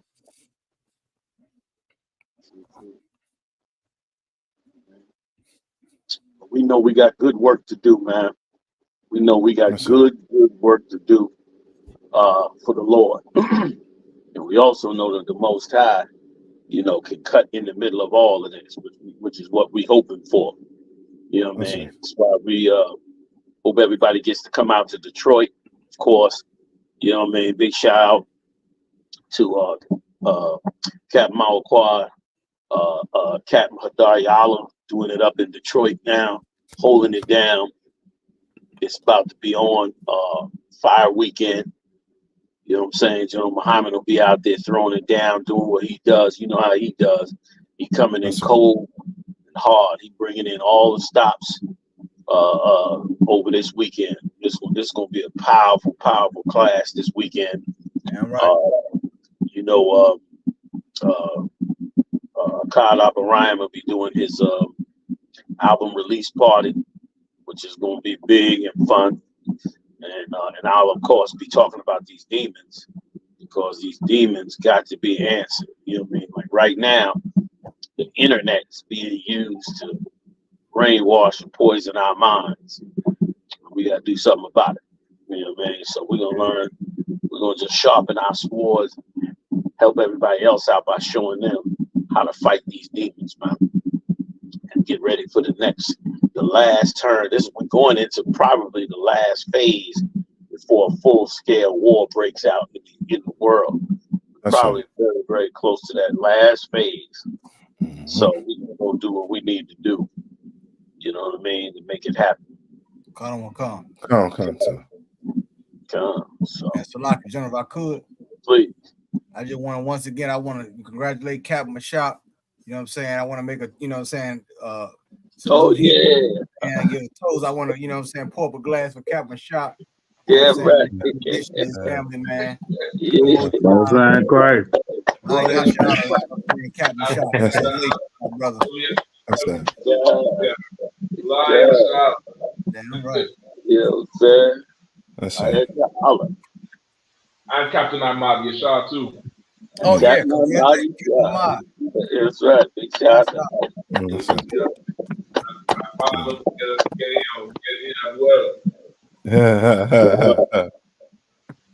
Damn right. That's it. Okay. All right. All right. Wrap it up, Michelle. You wanted to drop another story too? Or did y'all want to keep going? You got another story? Yeah, we definitely have some more. I also have Detroit on the line. I don't know if they're having any like issues though. I know the video was on. Hadar, I don't know if you're hearing Captain Hadar, Officer Kodash. Yeah, sir, I can hear you. Yeah, I don't know if you all wanted to, plug up again in the Midwest Fire Weekend with the General just went over. General, I don't know if you wanted to hear from them, to see them. Yeah. Oh, you talking sir. You talking to Hadaya? Who you talking to, Michelle? Salak. I was asking if you wanted Hadar, being over Detroit, if he could come and plug the fire. Yeah. If he could, yes. If he could, come on, Hadar. Khan, General. Khan, sir. Once again, we having another fire weekend, but this time it's going to be in Detroit, August 1st through the 4th, and it's going to be so heavy, man, that everybody get out there, all blacks, Hispanics, and Native people, for the fire weekend and the main event with Manager Yahanna breaking down, are demons real and are they among us? That is a heavy topic, General. It's heavy. Most High Christ. Go ahead, Khan, sir. So August 1st through the 4th. We touching off first with the round table of truth.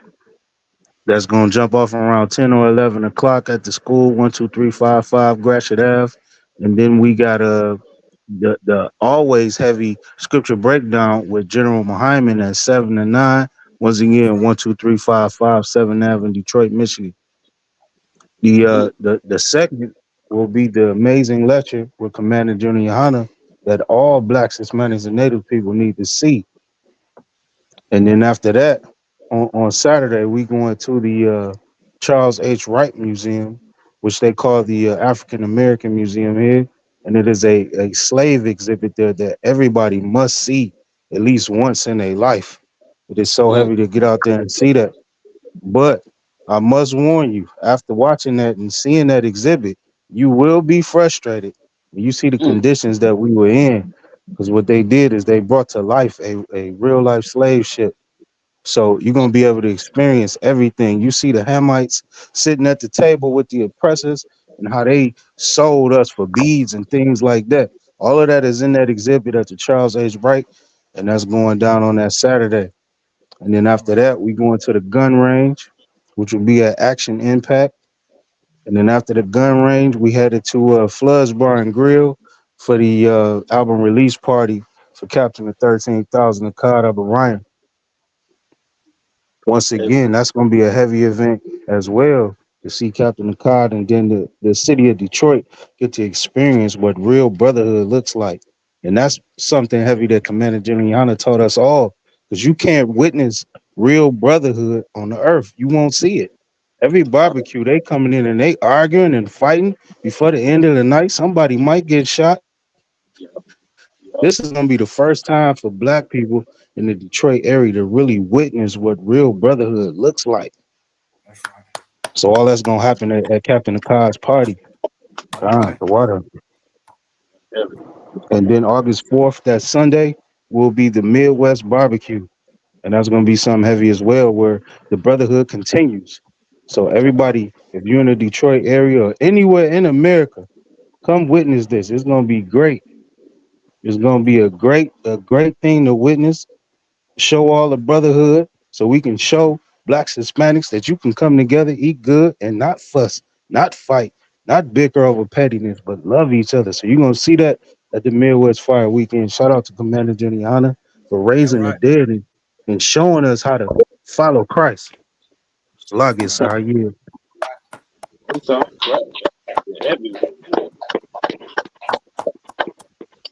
And who made these badass flyers you got to die out? Good. God, so that's Officer 5,000 Kodash the Bar. He's heavy in the media department under Captain Mashak. Shout out to Kodash the Bar. Good night. Doing smoke.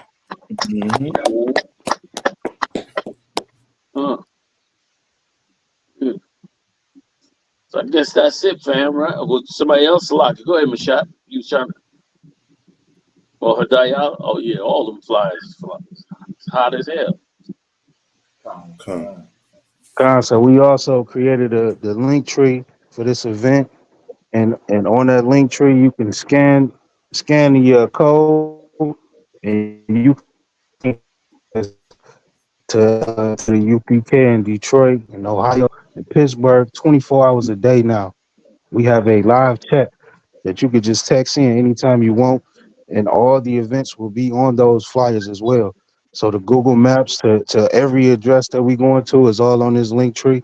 Kodash the Bar definitely did the damn thing with these flyers, sir. Sure enough, did. Oops, I'm incorrect. Sure enough, did.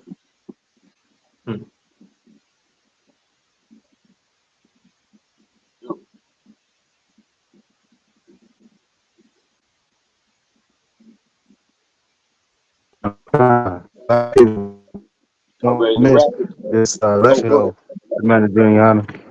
Salaki, go ahead. That was it? Salaki, sir, that was it. I yield. Most High Christ. Let's go and wrap it up, fam. All right, you want me to go ahead, Mashak, or you want to do it? Definitely want to salute you, but I don't know if you want to say anything else before you roll, sir. No, that's it. Of course, jump in on this channel every Monday and Saturday. You understand? This channel is always rocking, man. Big shout out to all the hitters that's in this team that's in here tonight, man. Can I get everybody in? Yeah, Captain Kahan Thumya, Captain Mashak Mayan. Forgive me if I don't go in the proper order. Captain Naya Thak, Captain Kapash, okay, Captain Hadalia Allah, that's Detroit, DC, Louisiana, Indianapolis. I mean, captains coming in from all over. Officer, my main man, Officer Kazak Ahmad, doing it up on TikTok like a monster. That's right. That's right. All right, big shout out to Officer Sawap Ya'ala also, all the way from the Caribbean. Sawap, I heard y'all up there swinging hard, man, after the hurricanes, man. You know what I'm saying? Boy, they hurricane tested these Hebrews, you know what I'm saying? Big shout out to him. Did I forget anybody else? Of course, big shout out to Captain Shock, my young. Congratulations again, man, to you and your lovely wife, man, and that beautiful, beautiful girl in the game, you know what I'm saying? Hebrews on deck, like we not getting caught up in abortions, man, in the UPK. Right. You know what I'm saying? We not like how you gonna trade, how you gonna say you got to give up your baby because you ain't got the money when you got a whole nation surrounding you. You understand? We're gonna put clothes on your baby. We're gonna get food to you. You understand?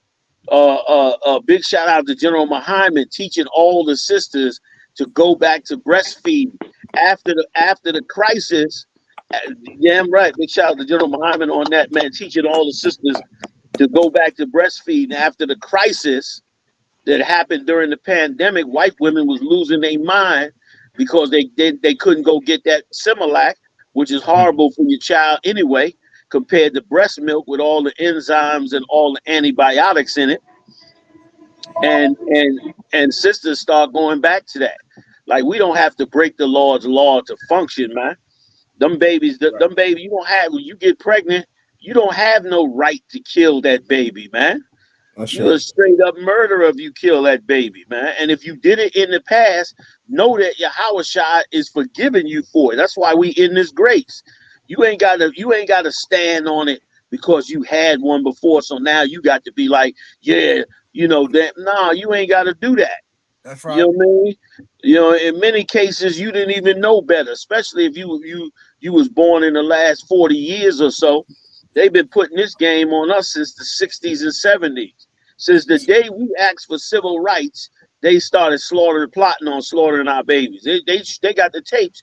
You can go on YouTube and get the tapes of Nixon talking about how his advisors was coming in and saying these blacks is having too many babies. They're gonna overthrow the whole country. And he looked at the statistics and was shocked. You can see those statistics. Demons are among us every day, doing things to us and convincing you to do things. Somebody come in. I think Michael's from place. Okay, so you see what I'm saying? So we don't have to go that route, man. Our babies have a right to live, and they're gonna step the pressure up. Pharaoh was so mad he was saying throw our babies in the river. Could you imagine that? He had a clear plan on how, since they couldn't kill him he couldn't have abortions with him. He was trying to have third trimester abortions in ancient Egypt. Imagine that. 4,000 years ago, you talk about the wisdom of Egypt. They was wise to kill us. That's what they was wise to do. So now, after all that time, here we are again, ready to do the same damn thing over again. No, man. Let them babies live. So big shout out to you. Congratulations again, Cap. Congratulations to Ahmad Yashar. Them babies be beautiful, man, and that's wonderful. Right. And Esau don't understand how they coming out so healthy and all that. So it's through the grace and the mercy of the Lord, man, right in the bottom of the hood. Let Israel rise, man. Let us rise, man. You know what I mean? So with that, man, we'll see y'all Monday night. Oh, we doing Monday night? We're going to get it in, but the following Monday, we're going to do it from Chicago. Because we'll be coming off of the fire weekend. We'll be rocking it out in Chicago, you know what I'm saying? And getting it on. I'm going to take Ahmad, with Kazak Ahmad with me. He's going to fly out with me out of Philly, Kazak. We're going to do it up, you know what I'm saying? And get out on the field, man, and get into the game and do what we do, man. And listen, man, let's be proud of each other, man. Scripture says, esteem thy brother daily. We should do it. Because what we do in the world, the earth, our family, the 12 tribes is full of dry bones. They can barely hear us. But boy, oh boy, the strength and tenacity to push forward is unmatchable, man. So we'll see y'all out there, man. See y'all Monday night, y'all. Let's get it on. Shalom, fam. Salam.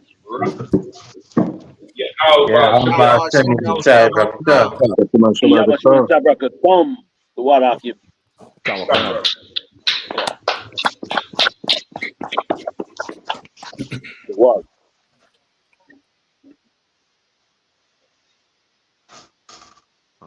You shouldn't do.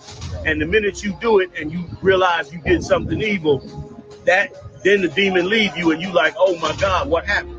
But see, that's why Christ was everything to us, because Christ gave us the tools to battle them forces. Hey, Shalom, Israel. It's Captain Quad. I'm on deck, you know what I'm saying, with the man, with the plan, the manager, and Yahanna himself. We are here at the Atlanta Cookout, you know what I'm saying? Brothers doing an excellent job, as you can see, having a great time doing what we do. Anything you want to say about what we have right now, gentlemen? Oh, man, if I could, first of all, as Israel always does, UPK forever. We having a smoking ass time out here, Salakia. You know, man, brothers and sisters all coming together, man. Camps coming from all over the country. This thing is really growing like a wildfire, man. The UPK, everybody know, man. I mean, One West, we real, man. We the beginning. We where it started, and we gonna be where it get finished at. You know what I'm saying? With the king. So it's a beautiful thing, man. Beautiful road with you. Can I plug my lecture? Man, get down. Next month, August 2nd. August 2nd. That's right. I'm gonna be up in Detroit, man. Y'all gotta come through Detroit. Okay, revive the souls in Detroit, man. We're gonna come through. We're doing a lecture on are demons real and are they among us? That's right. I'm gonna drop some things on you that's gonna help fix a whole lot of what you're dealing in your everyday life, man. And the Lord knows we need it. We coming to the end, because when I hit the streets yesterday in Atlanta, we was talking about it. Yes, sir. 500 homeless people downtown alone. It was crazy. And so what you got to understand is that they are slowly draining Jake out of these cities. They bringing him all the way down. All the cities this is happening to. They taking over the real estate. They stopping you from buying new real estate. They keeping the interest rates high. They working the whole thing down to put you in hell, because they getting ready to go to war. And they don't need you to have power and ability when they go to war. So that's why we coming together, man. We doing the UPK. The lecture's coming up. You know, every year I come out to the Midwest Fire Weekend. That's one of my favorites. You know what I'm saying? Get out to the Midwest Fire Weekend. Do it up this year in Detroit. I'm looking forward to it. You know what I'm saying? Got the Midwest Monster Mayhem. You know how he do. Tear the Midwest up. That's how we get down. You know what I mean? So we appreciate you coming to the Midwest Fire Weekend every year. Of course, it's going to be another banger, Lord allow. Why is it important for people to be in actual there? Of course, we're going to have it available online for people who want to see it as well.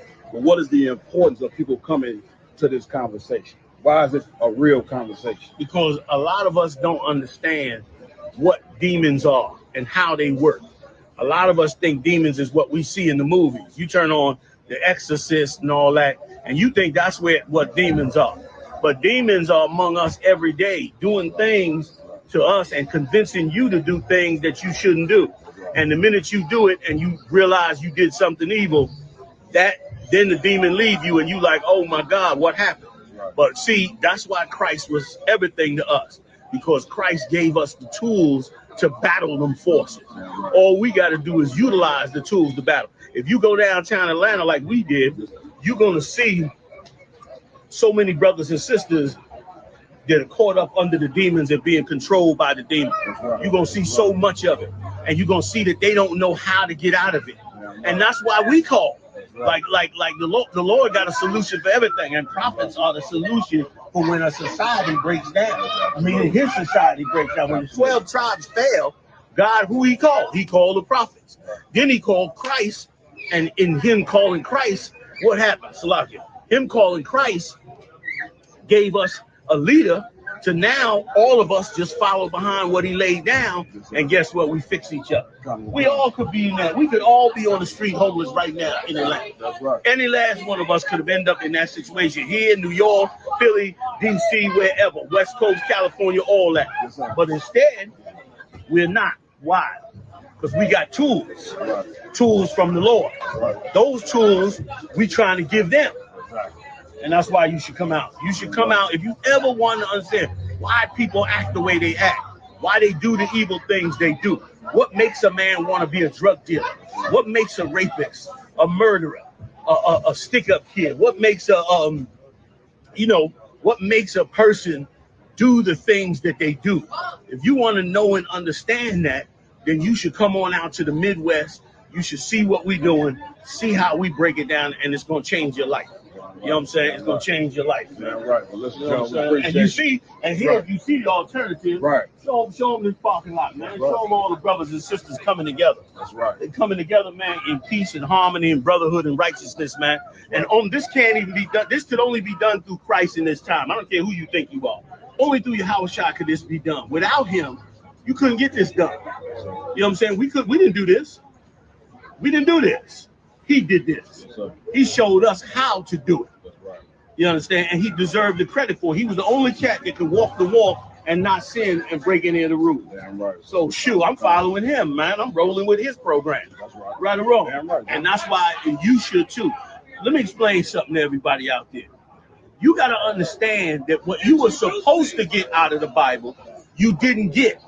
What you don't want to face is your preacher beat you for your jewels that you were supposed to get. He beat you for your pot of gold. Instead, he turned you into a sinner. When what could have happened was you could have got what you needed and you could have built your family back, built your brotherhood, built your community, built your neighbor, fixed your problems, solved the conflicts.